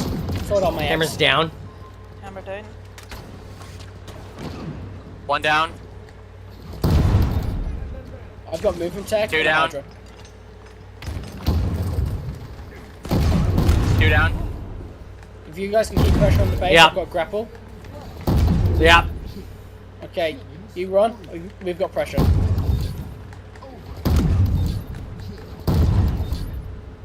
Killtrocity. There we go. I'm having that. Give me that. Run, run, run. Damn it! Damn, I'm dead. I ran out of hammer time. I'm pushing up the 248. rocks. We're even. Fifth. Get Watch fucked. out. Yeah. All right. Get it, bitch. Yeah. All right. I'm a monster. Ew, wall. Rockets mid. Rockets mid.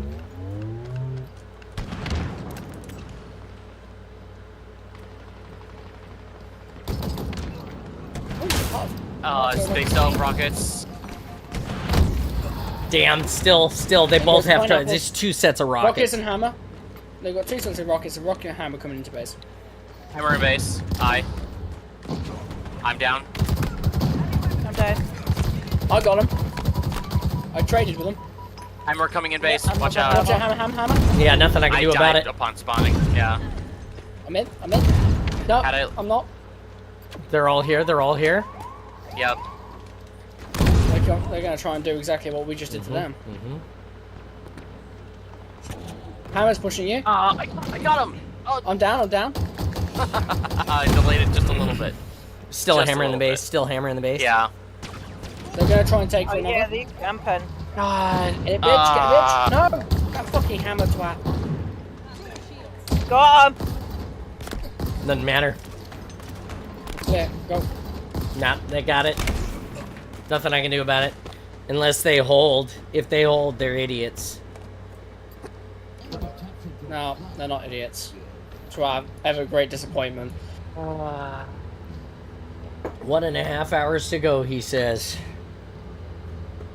It's alright, it happens. That was rough. That was the true round warm-up match.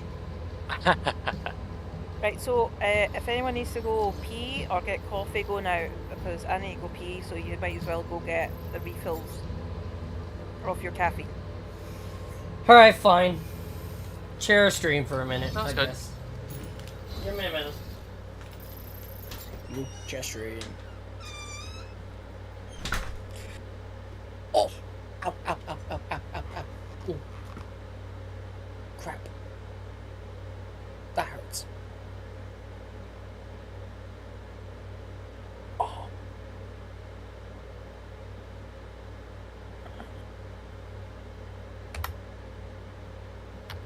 Oh.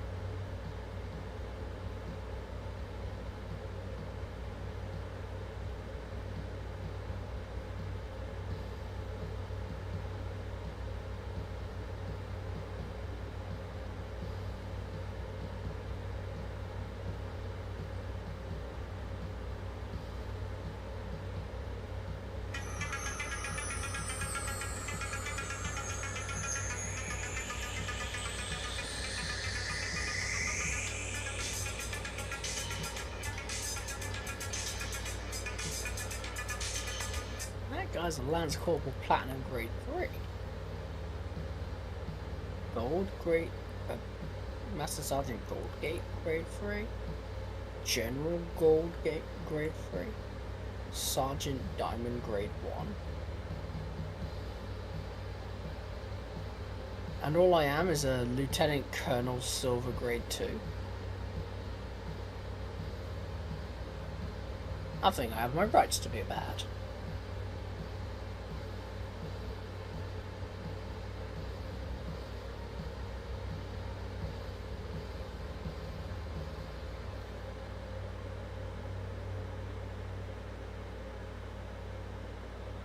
The chat stream.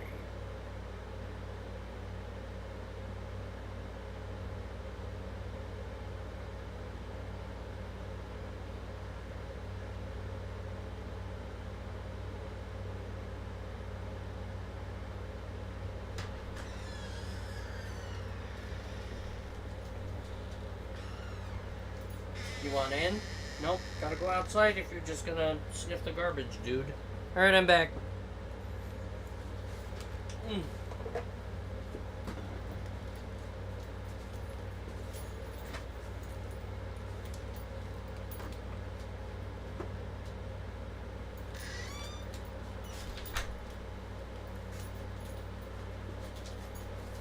Everybody ready?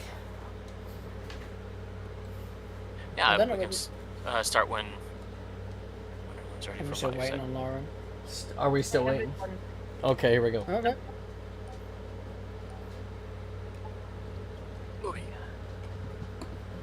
Lay down, Gibbs. Hey, lay down, buddy. Not let me.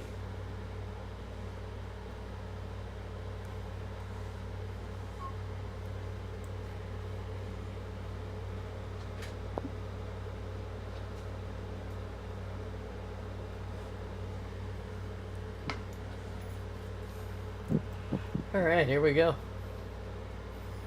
Trying to make a living and doing the best I can.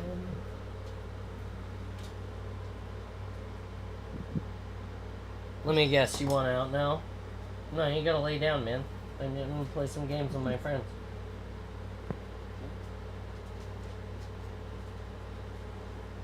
Good job, man. Good job. Good job, Mr. Gibbs. Husky Raid. Malamute Raid. Regular Husky. Regular eye. I play this in honor of you, Gibbs.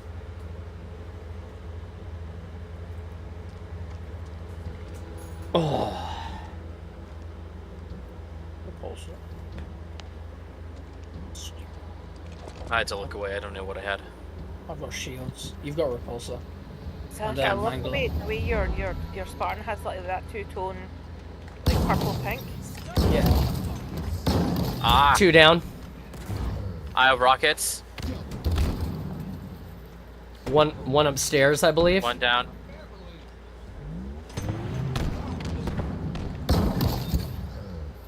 I've got God shield. damn. I'm down. Grapple upstairs. Ooh, sniper. Sniper mid. Sniper mid. Is this map where snipers are absolute slayers. And we've got a sniper in their base as well. This map lends itself really. How did that guy not die? I am This- not certain. Their sniper cover is too thick. They have. Oh, I have rockets. I'm flanking. I tried to go for the flag, but South life of did not my go head. that way. One still in their base. Got Low. one pushing the flag. Unfortunately, they were not immune to my bullets.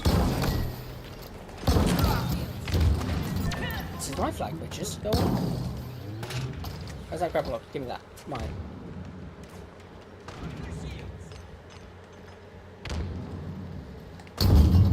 One Dodge roll, down. high. 2 down. I have no ammunition on my sniper. Give me that. Give me that. Give me that. Out we get. Cover. Ooh. I need fire on me. One on the roof. One on the roof. I can't do anything about it. No. I was so close. Oh, bloody hell. Okay. He's got the flag. No. One in base.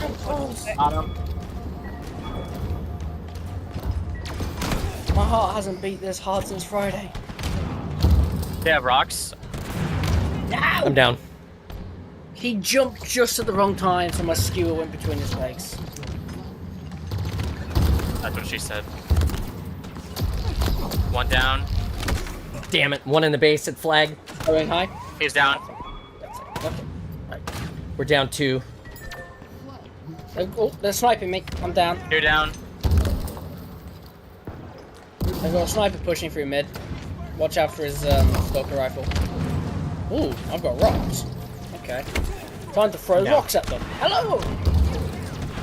2 sticks and a rock, motherfuckers. One coming right. Run. Catch up. I love the gleeful laugh. Get it, bitch. You're alone, by the way. Damn it. Just keeping them on their toes. No. John, I was gonna say I was right behind you. You cannot hide from me. Check. They took my sword. In the middle. Or, yeah, they took my sword. Right side. Left side. I'm in the house. They were in our house. I was in the house, but I'm not anymore. I'm hoping Bit I get some Hydra. more rocks. Right side. Skewer and a swift rifle. I can't believe that guy Bit of lived. hammer coming right side. Hammer coming right side. No, no, no, no, no, no, no. No, no. Why do I have to have the shittest weapon for when I'm being pushed by a sword? Flag carries down. I'm down. Sword in our base. Hammer in our base. He's dead. Good job. Hammer right side. Right beside you. Ah! Got him. Right as I was about to blow the guy's brains out. I just wanted to amputate the guy's head. Come on. Can't an impromptu head amputation be illegal in this country? Come in your house. Pull that Keep flag. him Go. covered. Go, go, go. Keep me covered, keep Run, me covered. Vic, run! There's two with flag. Sniper on the roof. Wow. Get out of here. You are not Hammer up. welcome. Hammer left side. Left side. Yes, grapple. I'm down. Hammer in base. Bit. Good job. Another one. Right side. Right side. Oh, thank you. Oh, I've got rocks. I didn't realise. Get it, bitches! Woo! Oh. I I'm traded. going right side. Oh, Dead. man. Nothing I can do about it. He's got my hammer. It's got 50%, I think. Yeah, I see that. I'm down. Hammer. Hammer on hammer. I'm in your house! Oh, what? They've got a hammer with Hammer down. magic. Hammer Central coming beam forward. left side. Central beam left side. Left. Hammer left. What? Oh, we must have had a repulsor. That repulsor. Watch out on your back. Right back.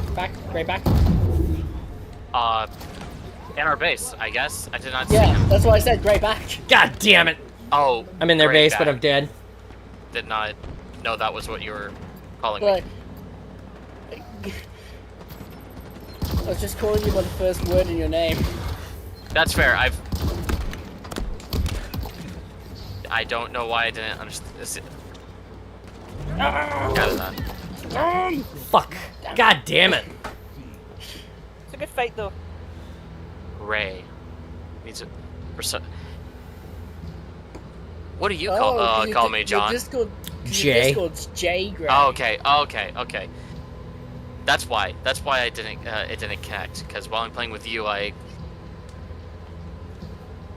Yep. And just for the sake of names, just call me either Lauren or Kitty. One of the Okay. two. Cause, Well, now that sometimes I call you Darth. Here we go. Dropping. Because I just call out the name that's in front of me on the screen without looking up. Yeah, no, that's fair. I do that too, but I need to. I need to remember that people will do that Hey, for me guys. as well. It's useful for me because my Discord's the same as, or more or less the same as my in-game, so. You're on the camera, Mr. Gibbs. Everybody can see you all around the world. And no one around the world is complaining. 2,445 until grade 3.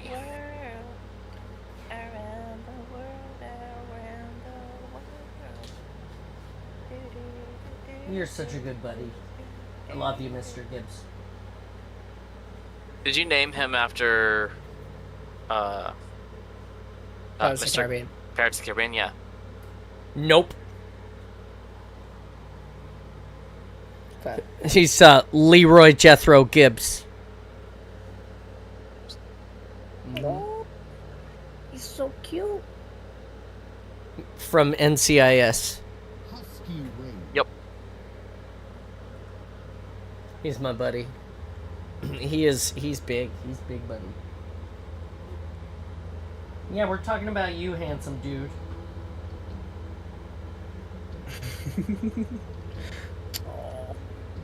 My mom's had one of her client dogs around, so while she's been out walking dogs, I've been looking after him. It's made me realise how much I miss having a dog. I miss it even more in the winter. My dog used to sleep at the foot of my bed. Regular husky. Regular eye. All going right through tickets. Get it, bitch. Damn it. Hammer. And I made the executive choice to go left all by myself. Hey, John, right behind Yeah. you. No, I was left. He's with got the you. hammer now. One by take a booth with Right, hammer. so- I'm in the charge. Hammer and base, hammer and base. Did I get him? He's down. He's down. There's one weak in mid.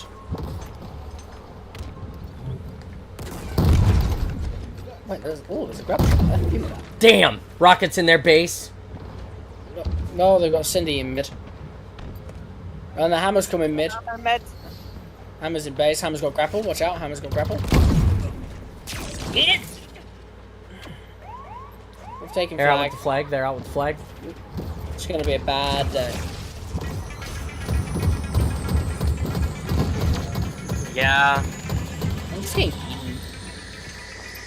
So hammer to the right. Near tickets, at least.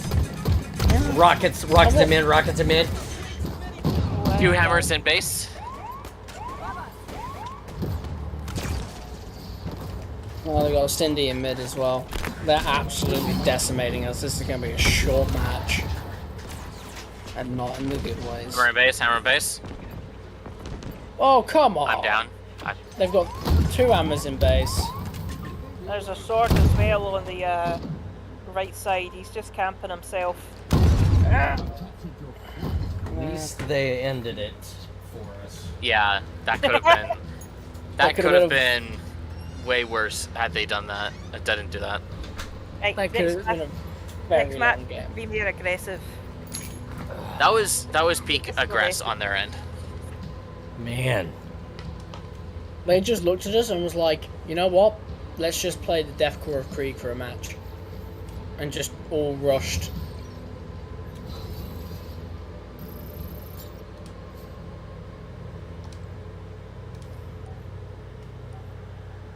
I don't think we're gonna make it into the next rank this stream, guys. I'm sorry. We were gonna be into the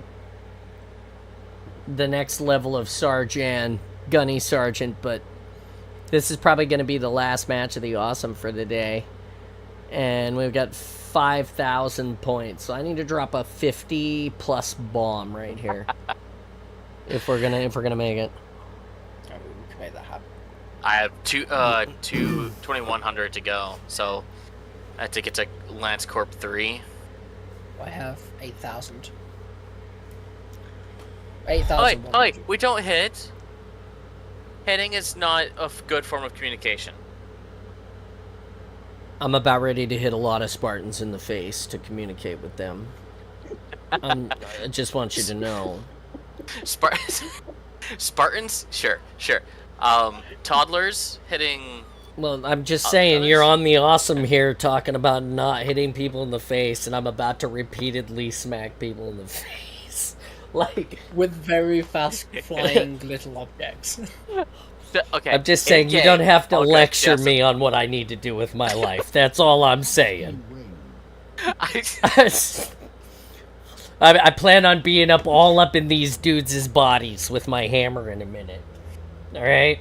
That is the opposite of the directions in which you gave. I need 50 kills, not 0 kills. John, are you knocking on the front door or the back door? Well, it just depends on what she asks for. Whichever one is the higher lubricated side. The easier access. I got a wall. It is rocks and not shout. super.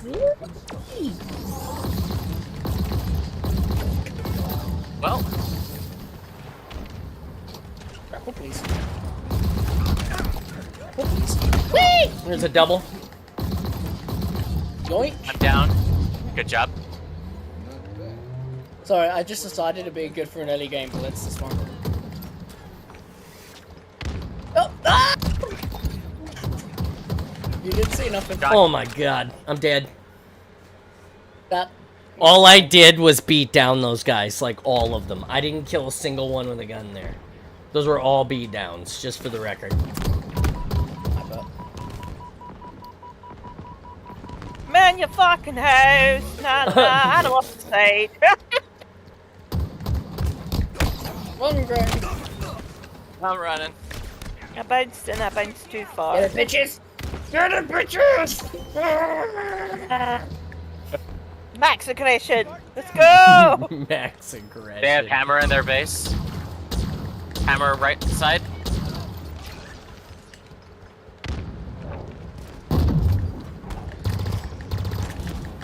Ooh, Jack, give me that. Yep. Alright, let the shields get up. Yep. Going in for again. I want your flag. Give me that stuff. Wasted.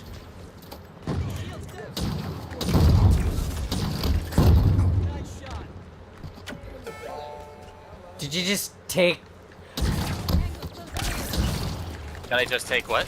Did you just take the hammer with you as you took the flag? No. Oh, somebody had the hammer, beat 2 guys down, put the hammer away, grabbed the flag, and fucked off with the flag. And I'm like, Oh, but well, you have the hammer. I had a oh, I see. I had a hammer, but it was at 0%. That's actually Oh, why see that? I stopped. That would have been something.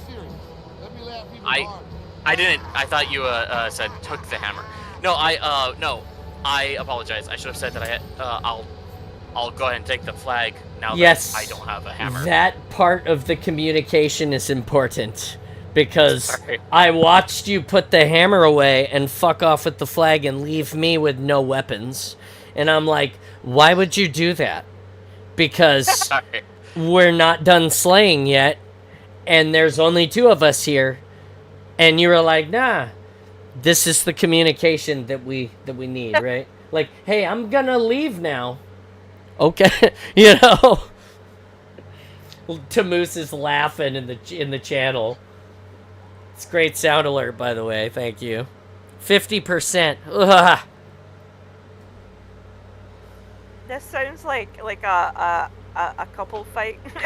Well, no, Somebody's decided to leave midway through Oh, sex. no, John knows that I'm trying to work on my communication specifically. So, this is. well, this is shit that we talk about. Like, you hear people like Mike will give you this tidbit of information, or you know, so everybody who is here who tries to be part of the group. I eventually want to get to the point where I have enough people that it doesn't matter if nobody shows up for my team on a tournament day. I can pull any of you and you can play and we can win. You know, last year I had me and Martin, and we had 2 guys that showed up to help, and we just got wrecked. We got our shit pushed in. We didn't compete. We could not win.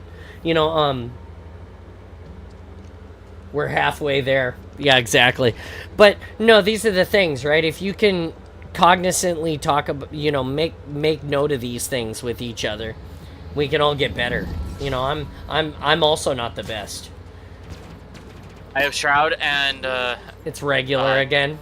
yeah. I have heals, grenades, and assault rifles. Grenades They have a right. sidekick on the right side. Right side up. Grenades behind a wall. Now this guy in our base. Or no, he's left alcove now hiding. Pistol left alcove, weak. He's in with you. One on my X. Get sidekick and heal. Get it to die. Thank you. I've been trying to kill him for the last 5 minutes. Thank you for the commando. Yeah. Let's go, let's go. Ow.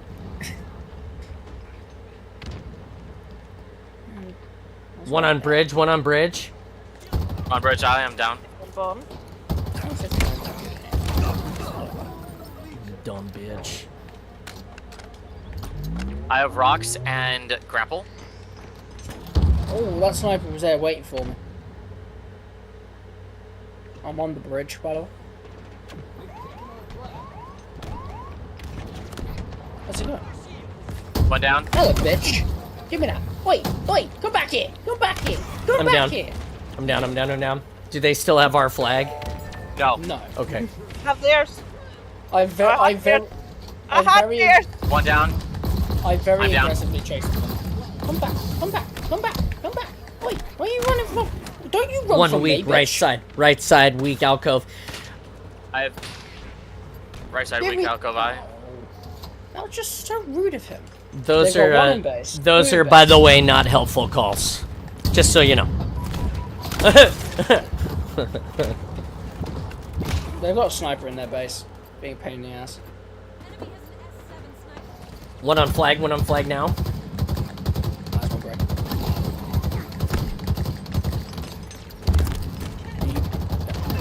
Two down, two down, two down. I was going to threaten him, but he killed me before I could. Hammer down. Which I guess is kind of what I deserve, so, you know. Ow. Jesus.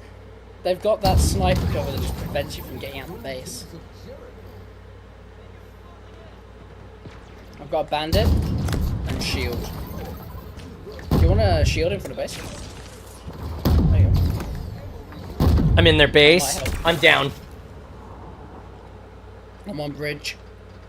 They've got a hammer going upstairs. They make it towards the bridge.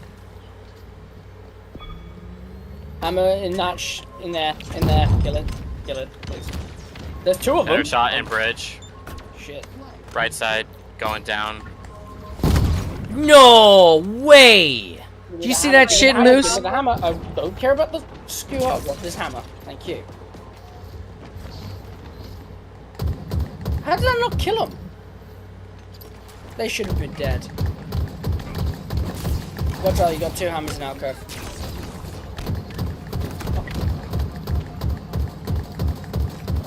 I'm dead, I'm dead, I'm dead. He played Sword Thor coming in. and put Sword the coming in hammer from down. stairs. Yeah. Watch out, Gray. My hammer also went off. That's why I'm confused. Hammer on my X.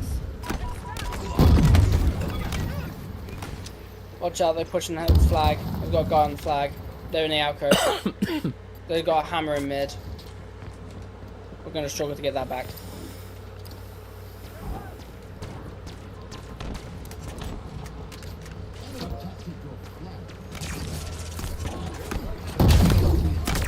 Fuck. I think what we need is just some solid aggression. I think I've got a hammer, so let's fucking go. I've got a sword.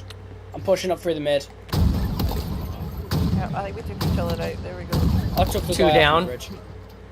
I'm down. They've got a sword. Great got him. three That's down. Two down. Three down. The guy just outside the main Oh, building. I have no more freaking. Eyes out. Two down. Nope. One down. Two survived Oh, somehow. of course. I press E to swap my equipment, and it picks up a weapon instead of the equipment I need. Yeah. Oh, and then it spawned through with the equipment I was trying to pick up when I died. Left side, someone coming down the way. I don't know what he has. Okay. Traded with Right, sword. Right side hammer, right side hammer. I'm on bridge. Ow. Hammer on bridge. Hammer coming down from the stairway. Watch the six. Two right side. Two right side. Two right side.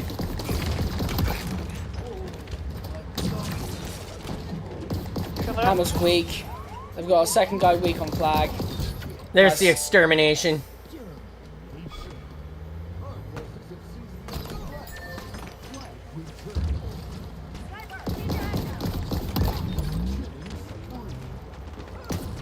I'm dead. Oh, Damn it. I traded with the guy in the base. They've got a hammer in He's their in base. our watch out. base. He's in our base.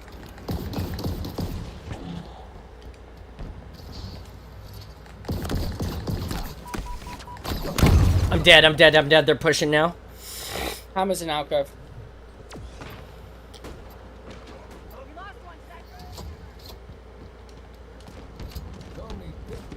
Fuck, you eat rockets, motherfucker. Well, Hammer's weak, Hammer's weak. Hammer's pushing base, and he's weak, he's weak. Nice one. Careful, sniper. Another hammer. I'm down. Guy's got bandit. Nice. There's one right side alcove weak. Fucking have that grapple. Sniper. Careful. Oh, why is the grapple never just work when I press C? have rockets. Sniper's down. Is there a cooldown between picking up the flag and the grapples actually firing? Shouldn't be. Because that's what it feels like. Motherfuckers. I'm down, I'm down, I'm down. Flag down, flag down, flag down. Pick it up, pick it up, pick it up. Pick it up. No, you motherfucking stop. No, and they've got the flag as well. Dickheads.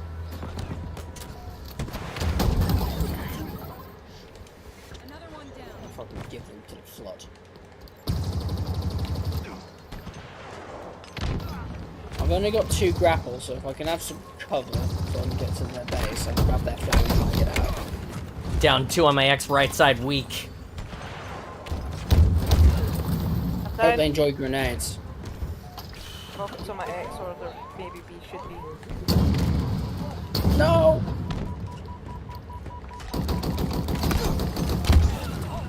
Down. And now they're gonna pen. They have to because we've got their flag. No, no, I'm down. Oh!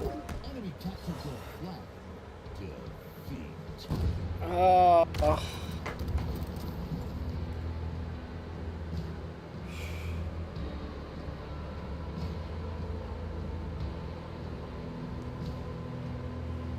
Wow. All right, guys. Well, It's quite the brawl. it do be like that some days, I guess. What, 2 absolute stellar matches in the morning and then a bunch of, let's be honest, being wiped. I mean, at least the Slayers were good. All right, guys. Well, that's all the Halos for me for today. At least until tonight. I will be back again with Foam Forge Cosplay. Will be streaming tonight on Halo, or at least that is the plan, and we're gonna try to be part of that. You can check him out and some of my other friends like Installation 00, Cammy Shep, and any of these people who are here. You can all find us in the Discord or at one of those many links that that I just posted there. Don't forget to check me out on socials. The next time that you'll see me in person will be Halo HCS Worlds in October. And this was the awesome for today. I hope you enjoyed the reading. We didn't get to finish the book. I thought we would have a chance, but we didn't. We'll finish it for sure next time. That's next Thursday at 10. There will be no stream tomorrow, so enjoy your Friday. Go do whatever you want to do. I'm going golfing. And then I'll be back around for the rest of the weekend on and off, just hanging out and being awesome. I've got a birthday party to go to and a few things. But mostly I'll be here hanging out with you guys throughout the weekend, just organically building the community and doing what we do. So come and be part of that with us if you're interested. We'd really love to hang out. Thanks, Lauren, for hanging out. Thanks, Sasha, for hanging out. Thanks, Jay, for stopping by. Thanks, everybody. I can't do it without you guys. Check it out. 410 followers today. 41 out of 50 subs with a stretch goal of 80. You guys are the best. Thank you. That's the Twitch side. And 51 subs on YouTube. Hey, we're growing. It's happening. Can't do it without you. I'm awesome. You're awesome. Be awesome. Stay awesome always. Don't forget to check out all the cool things that happen in the Spartan space, which is right here. And, of course, on the Discord. All right, guys. Stay awesome. We'll see you on Tuesday.